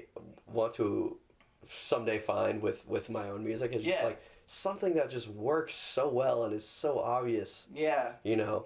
Well, but I think the other thing to take in mind, what happens a lot of times with music is people are like, oh, he just did it. But the truth is like, there were people before him. Totally. That were also, I mean, we're talking about rhyme sayers, we're talking about that whole underground rap scene from 2000s and even later 90s stuff. Yeah. Like, that was leading up to that point. That was also doing that kind of stuff. Yeah. And so people kind of focus on the Little Peep thing. They're like, oh, like, emo rap is a thing, like, you know, sampling Mineral and, like, all that stuff. And the thing is, the truth is like, not to take away from Lil Peep, because what he did was great, but, like, there were also other people doing it, too. Totally. So that's why it was all kind of leading up to, so. Yeah. Anyway, I don't know if you knew about the Headless Horseman thing. I didn't know that, no. Yeah. I have, Jazzy, who we mentioned earlier. She's like a huge... I don't talk to her all the time, but I see her post about Lil Peep, like, all the time. She's a huge Lil Peep fan, so just for her, I want to, like, get into it. You should. Yeah, she's told me some cool shit about it. But it's just, like, it didn't really resonate with me, honestly. There's other rappers. Like, I really like Earl Sweatshirt. Like, dude, of course. Earl, have you listened to that new record, the Some Rap Songs? Yeah. He's definitely. I think he sounds like nobody else right now. I like his newer stuff better than his older stuff because his older stuff was kind of more. I'll be honest with you, I was never super into the Odd Future stuff growing up. Really? Wow. It's funny you react like that because that's how everybody I talk to about this reacts. Yeah. Because we grew up in the same time. Yeah. So I think we both remember when Odd Future got super big. Yeah. And I didn't like it at first. I was like, fuck these kids. Well, I liked Yonkers. I remember when Tyler the Creator had the Yonkers video come out and it's him eating. It was him being like, you know, like edgy. Just being edgy as edgelord, yeah. But the reason why I didn't really like it was because I grew up in the burbs, so there were all these like white kids who were like listening to it, and I just thought it gave them an excuse to say the N-word. Yeah. Like, oh my god. That's why I didn't. That's like what I hated about it. And I was like, I'm not super. If this is like the thing, like even back then, I was like, this is so lame. Like why are like these white kids? I didn't like that. Yeah, just like plot. I don't know. I never really liked that. I never understood that either. Like how, like, I don't know, just like white high school kids who are like just from like the burbs, and they listen to like the hardest, like, it's just such a disconnect. Like, I don't know. Well, and I don't think there's anything wrong with white people liking rap music, but No, it's like totally there's a disconnect. People like just don't understand the history or like understand like the stuff behind it. They're just like, oh, like Tyler the Creator said I could like do all this stuff, and it's like. And it's just weird now. That's why. That's a good point. That's the one thing I didn't like about Odd Future. But then you said you got into it though, right? Yeah, I did. I definitely did. And I love. Was Earl your favorite? 100%. Okay. Still is. Earl was always kind of like the more, kind of more abstract. He was definitely like the more definitive. I always thought of Tyler as being more a producer. Yeah. Tyler's kind of more, I think, is straight. He's had some good raps, but I always thought Tyler the Creator was a better producer than rapper. Yeah. Earl kind of always felt like very much a poet, very much like, especially now. I think he's like a genius. Like, he's definitely been, like, since he's been doing it since he's like 14. If you heard the raps and stuff I wrote when I was like 14, it's just like ear cancer. Well, his dad was a freaking poet. And I mean, he definitely, it's in his blood, definitely. I think his mom has like a... Have you ever, did you watch the video they did with his mom? He interviewed his mom. No. You should check it out. It's like an hour-long interview where they just talk about just like racism, and his mom's an academic, so like she's like they just have a really like the discourse that they have, and it's also very cute. Like they are like they get along really super well. So just I really love that interview. But it's interesting because for me, I never was super into. That's why I didn't really like Frank Ocean either. When like Channel Orange was. I don't really like Frank. Just that's like a preference thing. My little sister loves Frank Ocean, like always has, but like I just didn't really like his music. Just didn't resonate with me. I got around. I like came around at some point, but I remember it's just weird because I remember living through the Odd Future hype and being like. Just like that fan base thing, like totally turned me off to them. I was like, this is like not really. It was horrible. But now I've kind of come around on it, and I'm like, they're all so talented in their own right, though. Yeah, that's true. I was really big. I don't know if you remember Damo Genesis. Yeah. I always loved Damo Genesis. But he was like the weed rapper. But besides, I mean, I guess Sid has done pretty well for themselves with the internet. Yeah. Tyler's the breakout superstar, obviously. Earl always was. Earl's done really well. Frank's done really well. But everybody else, like, I felt like... Or maybe I'm just not an Odd Future super fan. Yeah, I mean, like, even, like, Taco, it's weird because I watched a video about this recently, but, like, Taco's on that show, Dave, which is huge. Oh, is he on the Lil Dicky show, right? Yeah. He's doing big things with that. I think even, like, Jasper is doing... He's doing well, like they're all doing well in their own regards. So like it's all really great for them to be in that position. Yeah, but Earl was to this day he's fantastic. Yeah. He's your favorite member. Yeah. What's your favorite Earl song? My favorite Earl song, maybe Faucet. I liked Faucet. Which one is that album? It was I Don't Like Shit. I Don't Go Outside.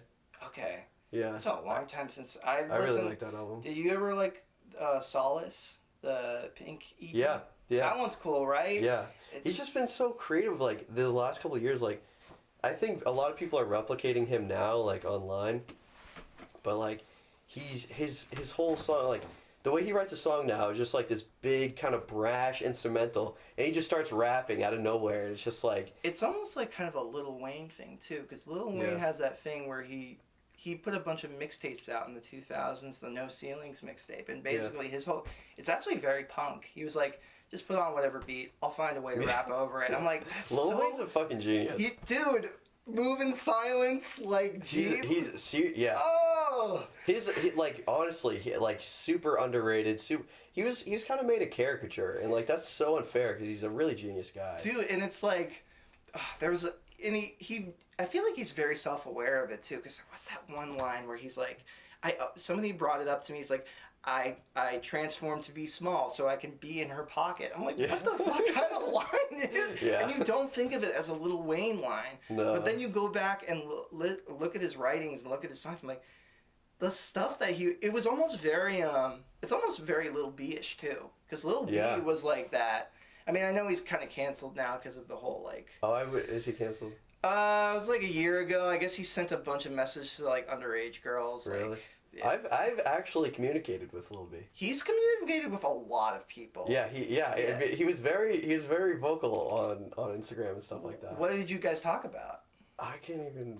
It was just some dumb meme shit. I guess just like he's like we weren't just like, hey Lil B, how you doing? Like I wasn't like talking. I feel like it was more just like playing into the whole meme. Oh, okay, okay, yeah. Because he's definitely one of those people too that I think is like. He's very self-aware, and I feel like as any kind of musician now, you have to be kind of like very memey in some way, because that's what the kids like, is like the memes. You can't take yourself too seriously. Can I have a cheeseburger? Yeah. It's weird how much like humor has changed, like being a 25-year-old guy. Like it's like, I mean, if you remember memes, what they were, dude. And like what they are now, they're so like it's just crazy. Remember when Trollface was like the huge thing? I remember. I would be on the internet looking at that shit for like hours. I remember when Trollface was super big, or like those kind of like big like that feeling memes were super big. Then I remember the blowback. I remember people not liking them and being like, "This shit sucks." Yeah. And then I remember now it's like cool again. I'm like, what the. It's so weird. It's weird. Like memes have changed though.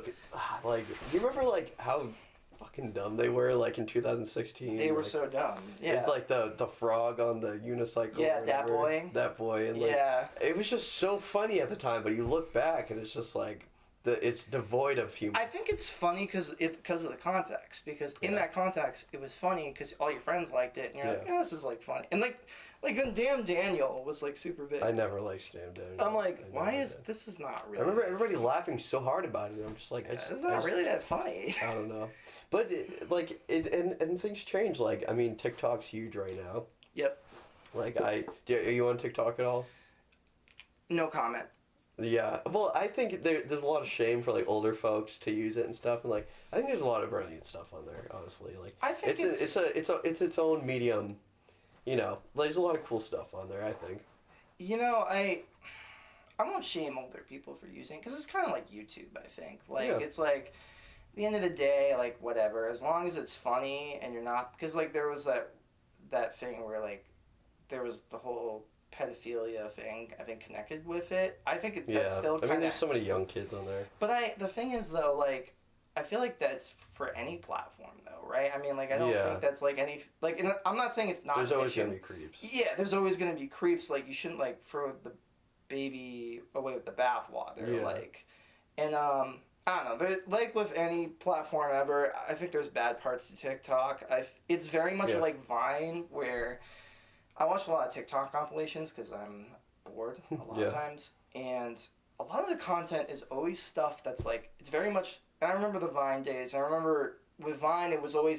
The stuff that was always big was, like, real-life stuff that was, like, weird, right? Yeah. So, like, it's like, oh, this lady's, like, yelling in a supermarket. Oh, look at her. Yeah. Or, like, you know, like, I don't know, like, this guy punches his mom in the face. And it's like, haha, that's so fun. I see that on TikTok, and I'm like... I'm like, I don't know, this is alright, I guess. There's some cool creators on there, like, but like... Yeah, I mean, it's really, there's a lot of, like, niche kind of, like, pockets, like any other like thing online. Like the thing that freaks me out though, like I'll use it like I'll look at it all night one night and not use it for like another 5 months. Like that's pretty much how I use it. Yeah. But like the algorithm is just like scary. It's like weird. It's weird because like all right. They're data mining your. Yeah, 100%. Like they by the end of the night they know exactly who you like. Yep. By the end of the night I'm looking at it and I'm liking all this and I'm not liking all that and like they know exactly who I am, what color I am, what I do, how much money I make, and it's just like this is creepy. But I mean, Facebook also does that too. Yeah. YouTube does it too. I mean, like definitely. if you're a modern person, like using technology, it's part of the world. Yeah, and like like companies will be like, oh, we don't do it, but no. They're doing if there's something free online, they're selling your. Yeah, I mean, there's an Adam Ruins Everything episode about that where they're talking about. I just got into that show. I feel like you would like it. It's pretty good. I watched the whole thing in like 2 nights. It's. I mean, I wouldn't say it's. I like how he has like that. He kind of has like a silly plot with it. Well, he was part of College Humor. I don't know if. Oh, really? Yeah, that's where it started. I remember when it first started on College Humor, and then he was kind of doing it here and there, and then finally, like, he just kind of like it was like so profitable. He's like, I'm just gonna do this thing. That's cool. Yeah, but I love Adam's Ruins Everything. I don't know if it's a guide to like life because I think you should be able to question everything, but like some of the things he tackles, I'm like, oh yeah, like that's definitely something that's like important to talk about. Definitely. Do you have? This is kind of a sidetrack to what I was going to ask you about, but this is totally fine. We got pretty sidetracked there. Do you have like a favorite TikTok creator? My favorite TikTok creator. I'm big into like horror, and I'm big into like true crime and stuff. I like that kind of stuff, and so like I like people like like some crazy shit that happened and like I like that. I like watching like a Watch Mojo kind of thing.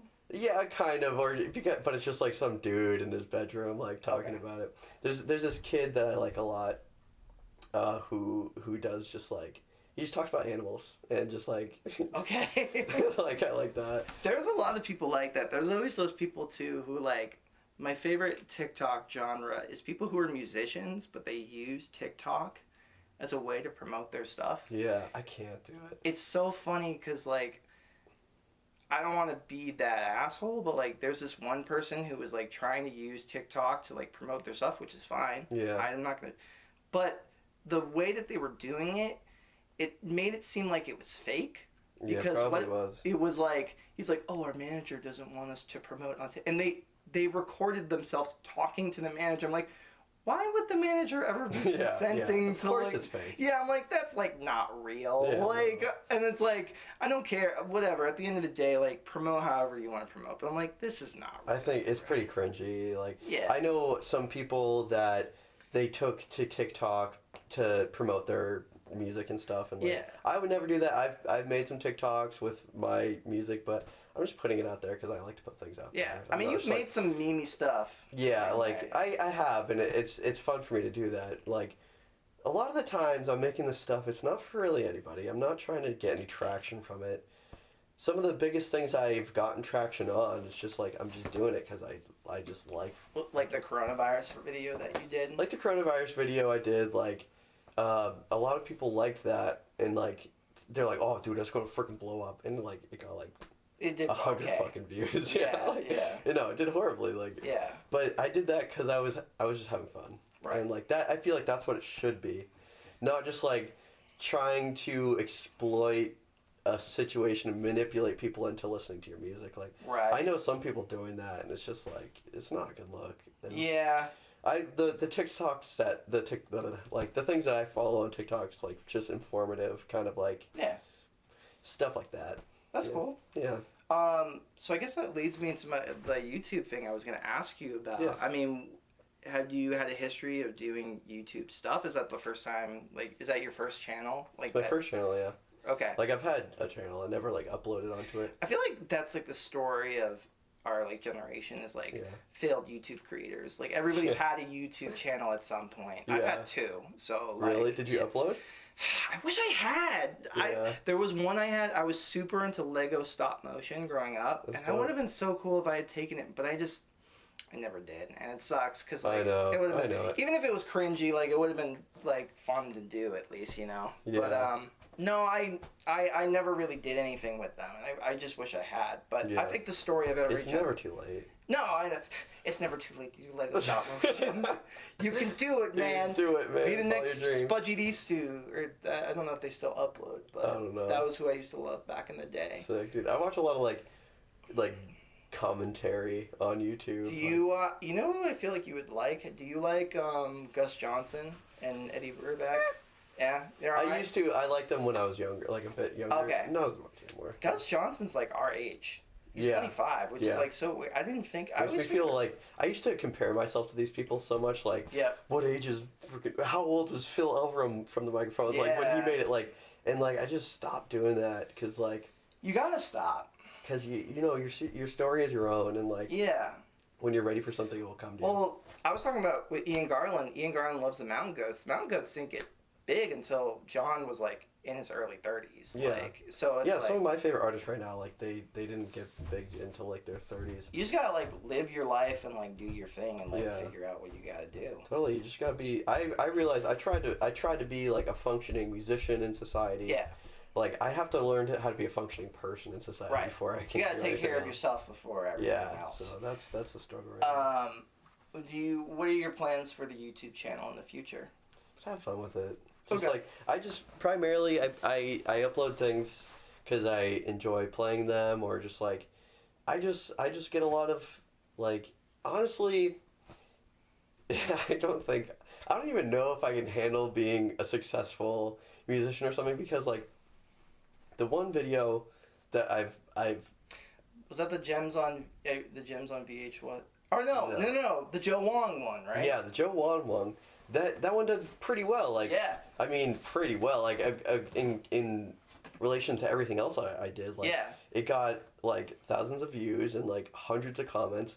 And I haven't answered a single comment because I'm just, like, I can't. Like, people are just like, oh, dude, like, sounds great. And, like, I don't know why, but, like, it's just, like, overwhelming. I mean, and it's funny that you don't, because that's almost, as a creator, that's how your video gets traction, is you liking and commenting, but you don't really want to do that. You're like, I'm just like I want to, but, like, I guess, like, it's just kind of like a turbulent time in my life, and, like, wow, like, I haven't really had the time to, like, really focus on that kind of thing. But, like, I intend to, like, at first it was just people being like, oh shit, like, post how you played that, post, like, hundreds of people asking me how I played it, and then after that they realized, I guess, I'm not gonna do that because I just didn't want to.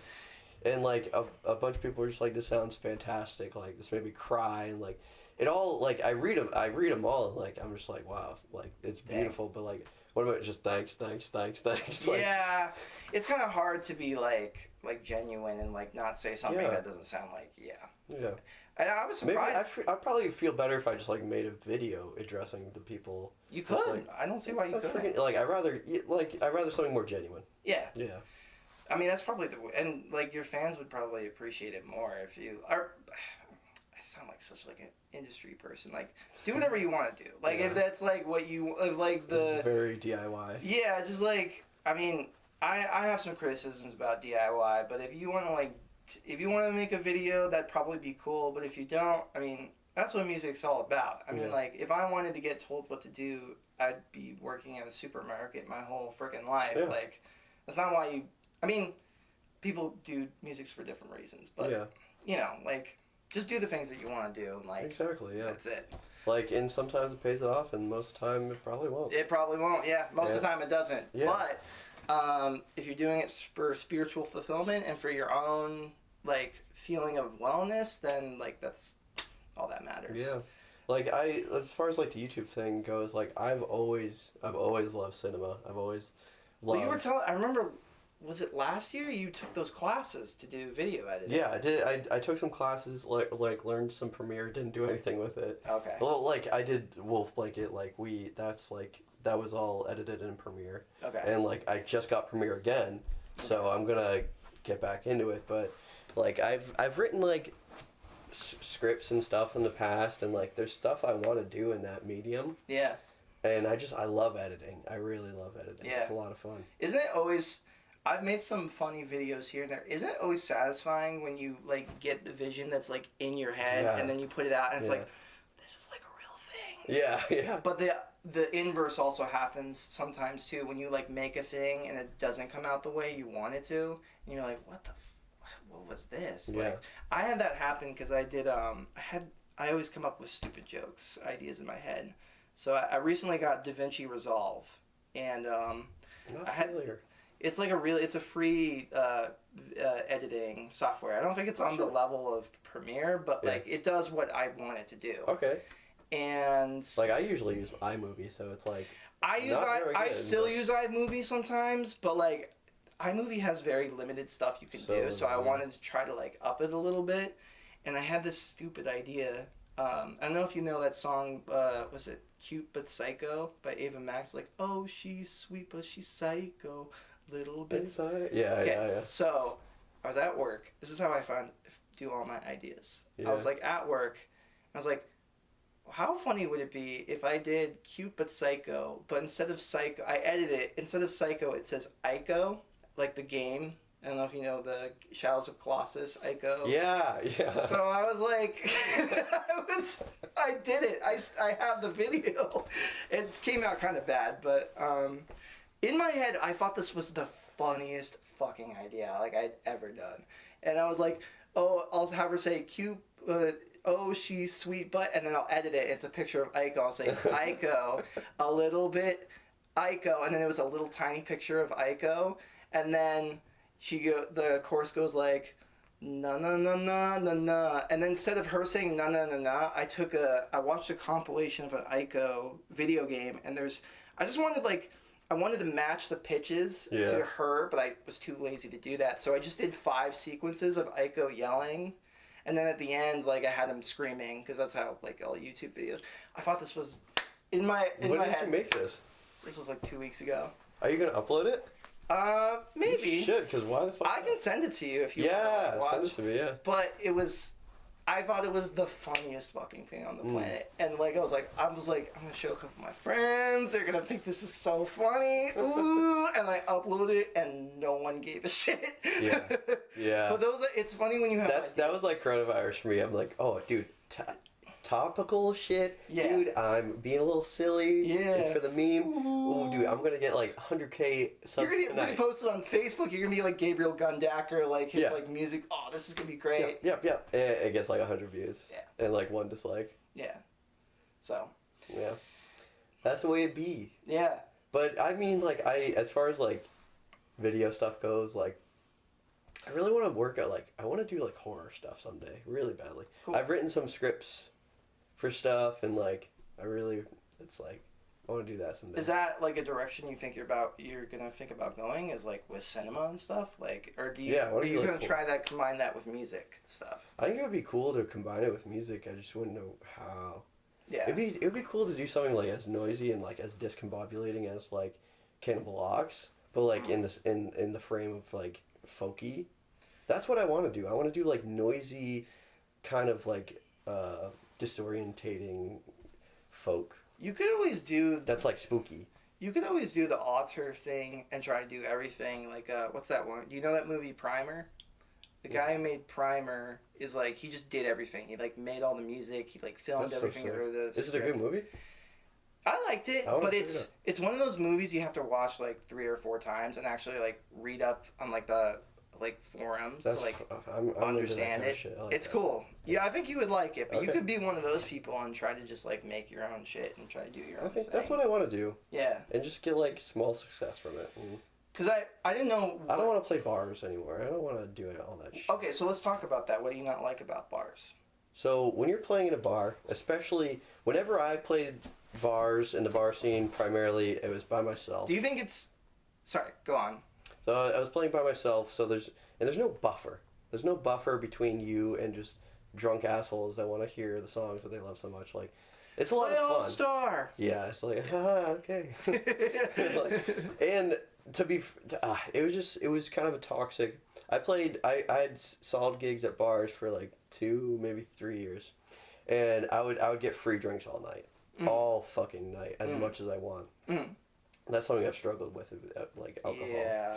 So like it wasn't healthy for me at all. Like I would be halfway through the night, I'm playing like 2-3 hour sets, and like hour half in, I'm just like shitted, and I don't want anybody to know, and I'm keeping like, and I'm getting paid to just sit there. Yeah. And like sometimes you're playing to an empty room, with just your regulars that are just like some like, you know, I've had some creepers in the past. Like how?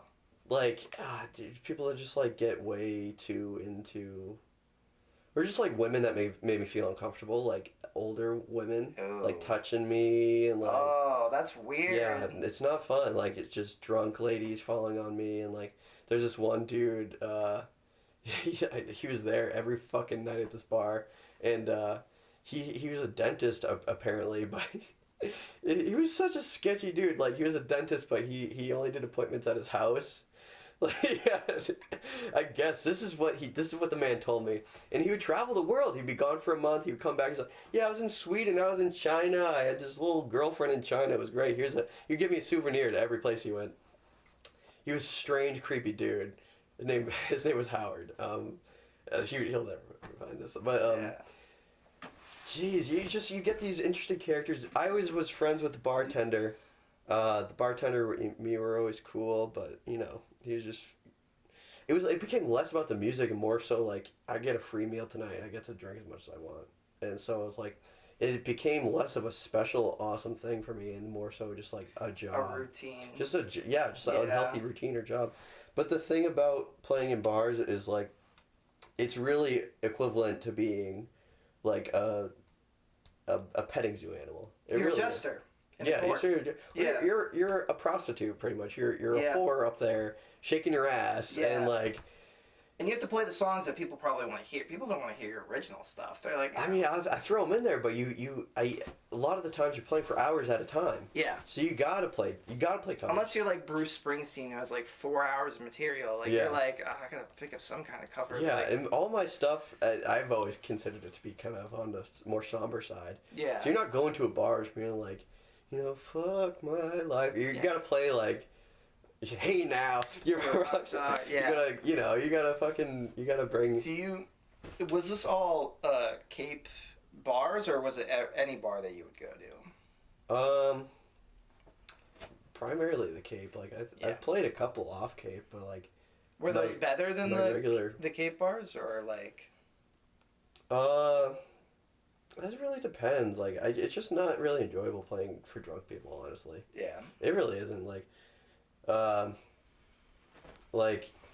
the most fun I ever had doing it is when it's just older folks, and I love, like, music from the 50s and 60s and stuff, like, so I can, like, bust out some shit, and they're like, oh my god, how do you know this shit? And they get up and they dance with their sweetheart. Aw, that's cute. You know, it was fun doing that kind of shit, and, like,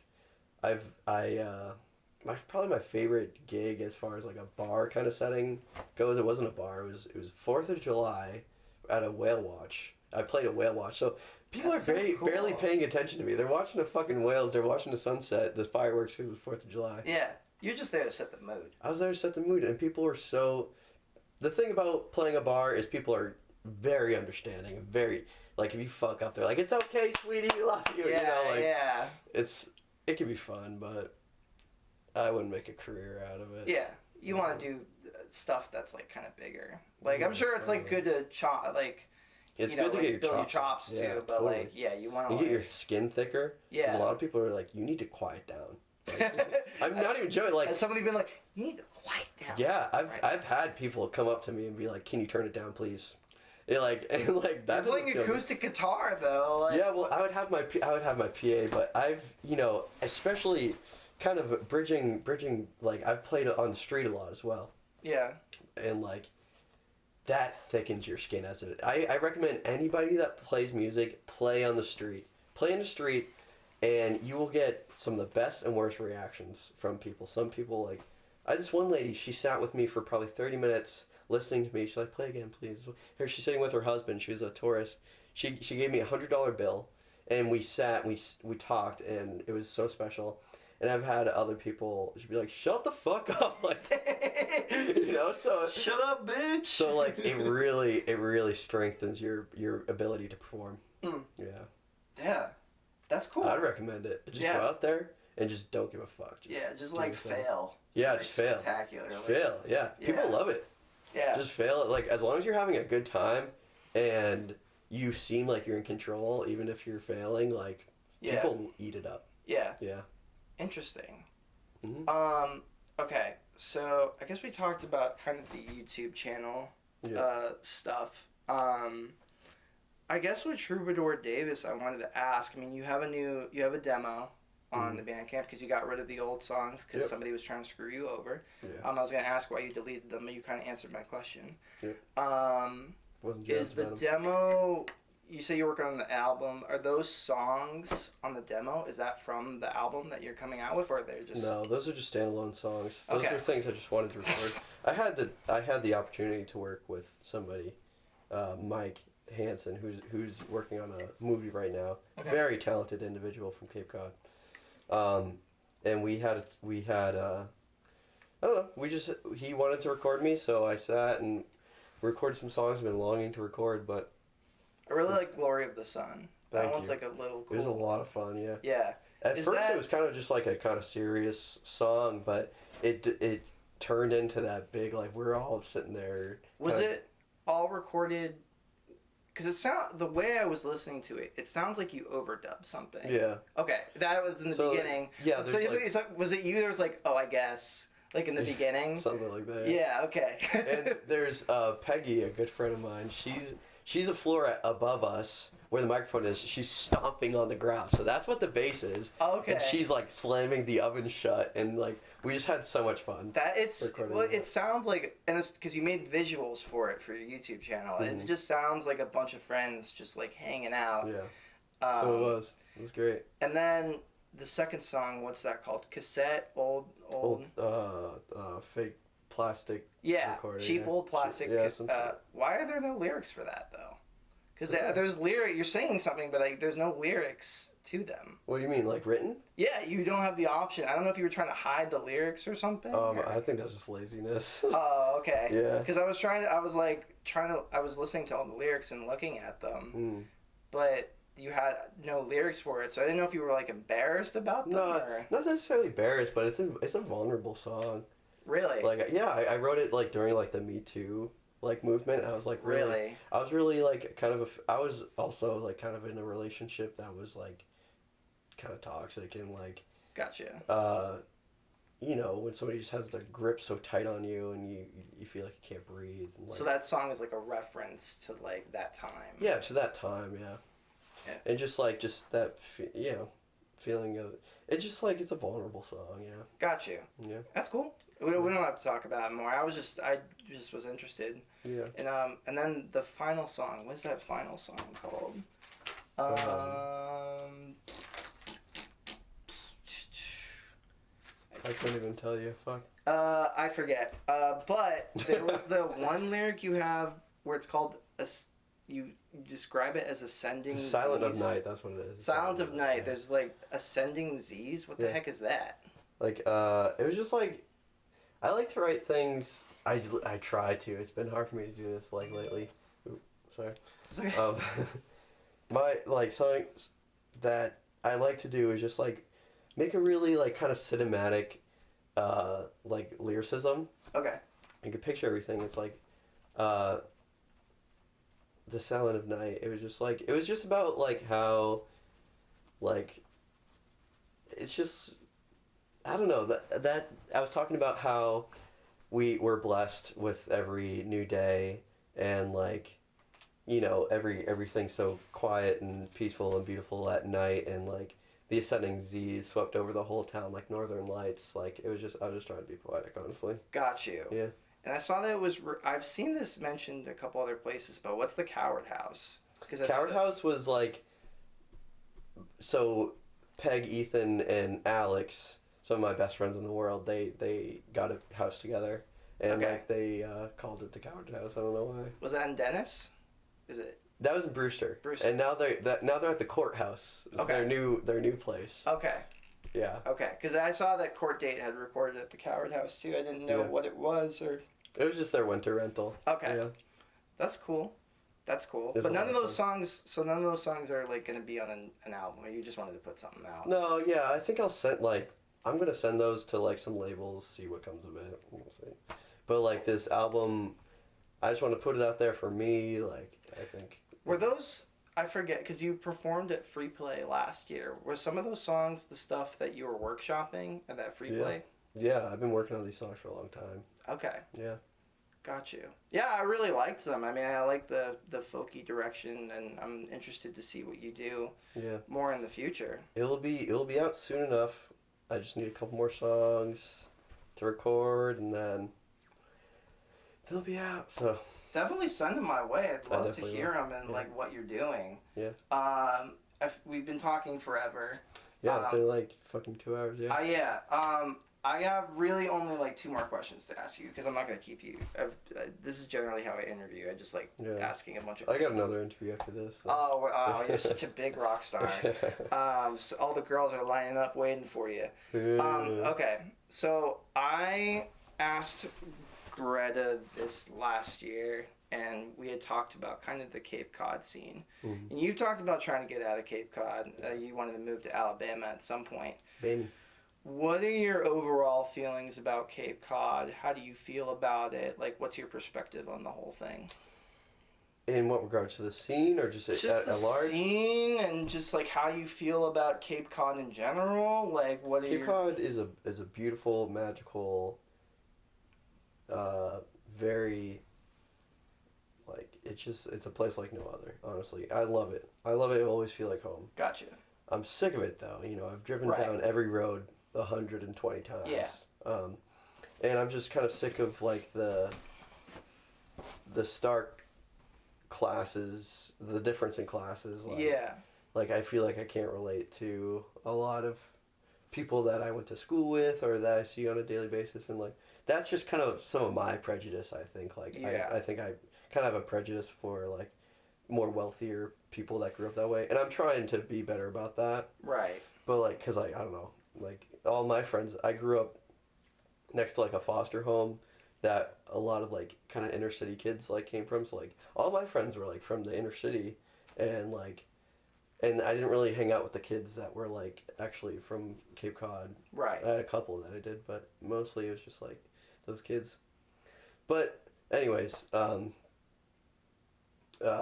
Cape Cod is a place like no other. It's beautiful. It's changing rapidly, I'd say.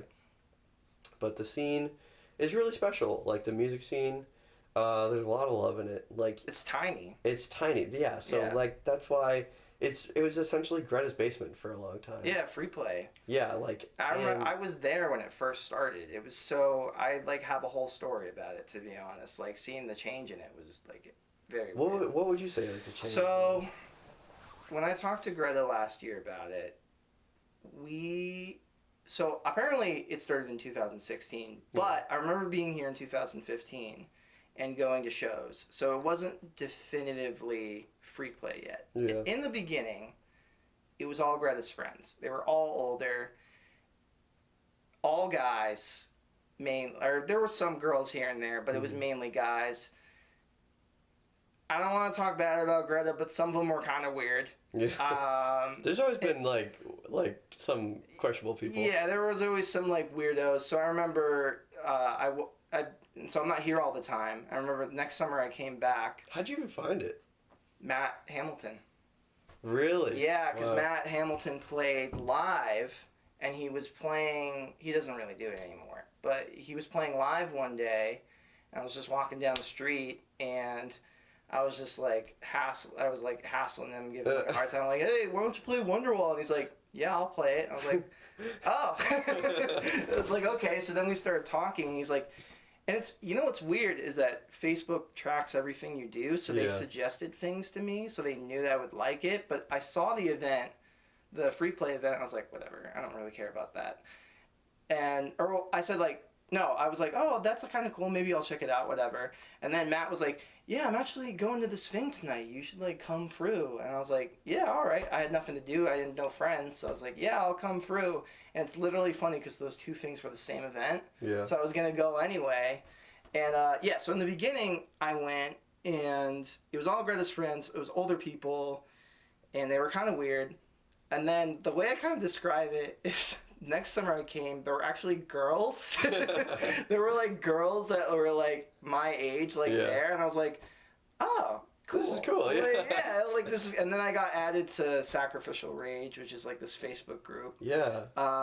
And I like your whole scene, that whole all you guys like Ethan Alexander and just all those guys like had like started mixing together. So that's when I like came in and was like, it all kind of like mangled into one. But it's just really funny because like just in the beginning it was just so different. It changed so much. Yeah. So much, and it got pretty big. Like there was just like a lot of random people. Like I feel like some people that were maybe too young to be there. Yeah, I do too. Would just show up. I'm like, how the fuck did you hear about this? Like, yeah. Well, it was like friends of friends, I think. It was like, Anyway, everybody was welcome. Right. And that was what was special about it at first, but then like really questionable people would show up and just get drunk and just like show up to party and like So I'm so glad we were there while we were. You know? I mean, you were there more than me. I could never be there all the time, but like the times I were there, I was glad to be there. Yeah.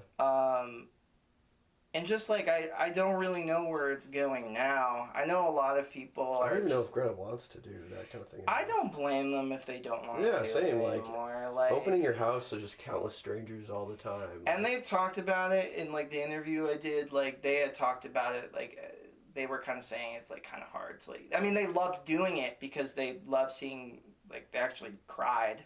Like describing it, they were like, oh, it just makes me so happy seeing people like so happy about this thing. And I was like, I mean, that's cool, but like it's just hard to keep a space going. Yeah. I mean, the cops would get called and stuff like that. Like I was never really there for that stuff, but I would always hear about it. I'm like, oh, all right, here we go. Like, but it's interesting with the Cape Cod scene because there's always this. Every time I hear Cape Cod mentioned in any kind of like media thing, it's always referred as to like this like paradise, right? Like everybody gets away to Cape Cod. Yeah. But it's kind of funny because like people just think there's like nothing really here. There's like the stereotype that it's all like the way I kind of describe it is like, oh, it's like people getting their hands all buttery, eating like lobsters all day and stuff like. Old folks. And the thing is like, yeah, there is that, but like that's not like any kind of stereotype. There's like a kernel of truth, but like not all of it is true. And it's funny you mentioned the class thing because I was gonna say like, I feel like there's a lot of poor people who are just like angry. They're like they have no place to live. Things are like there's the costs are like rising up. Yeah, and like there's a lot of drug abuse as well in Cape. Like I've lost a lot of people over the years, and like I feel like it's just like the people at large aren't ready to really have that conversation. Maybe they are now.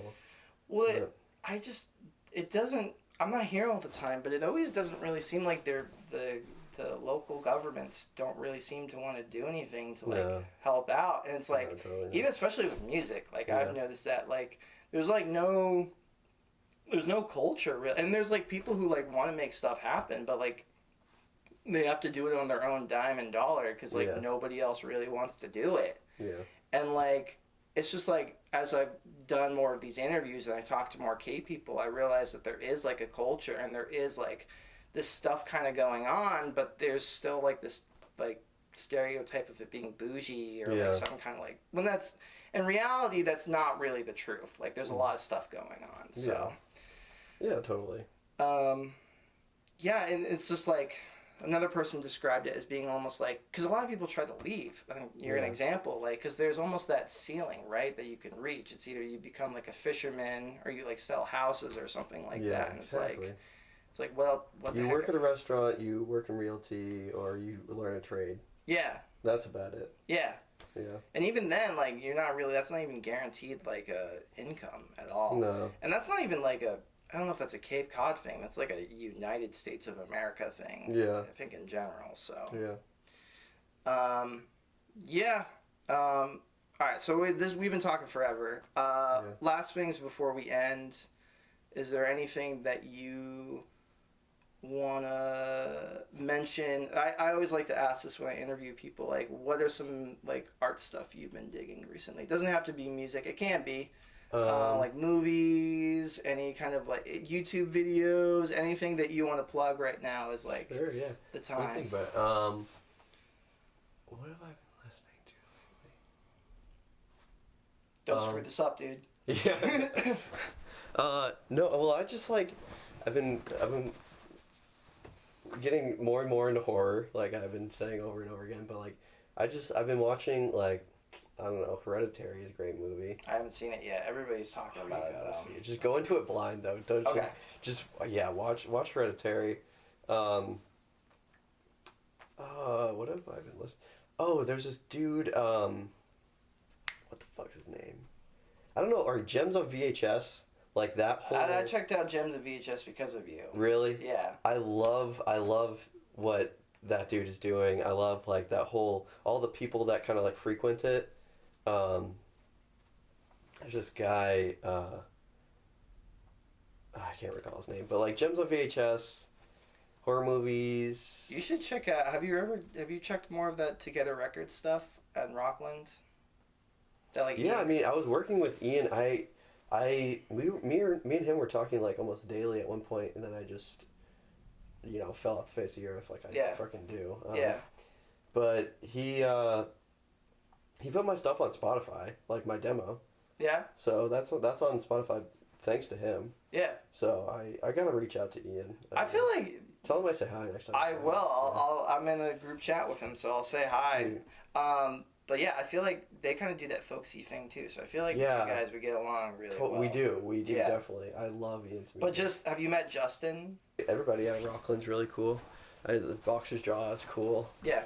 They're all great people. Yeah. Yeah. So okay. So that's I shifted more towards like, because I feel like I guess Cape scene is just getting like heavier and heavier, but like Rockland they're doing lighter. cool stuff. Yeah, they're doing cooler stuff. Yeah. So okay, Hereditary, the Gems on VHS. Anything else?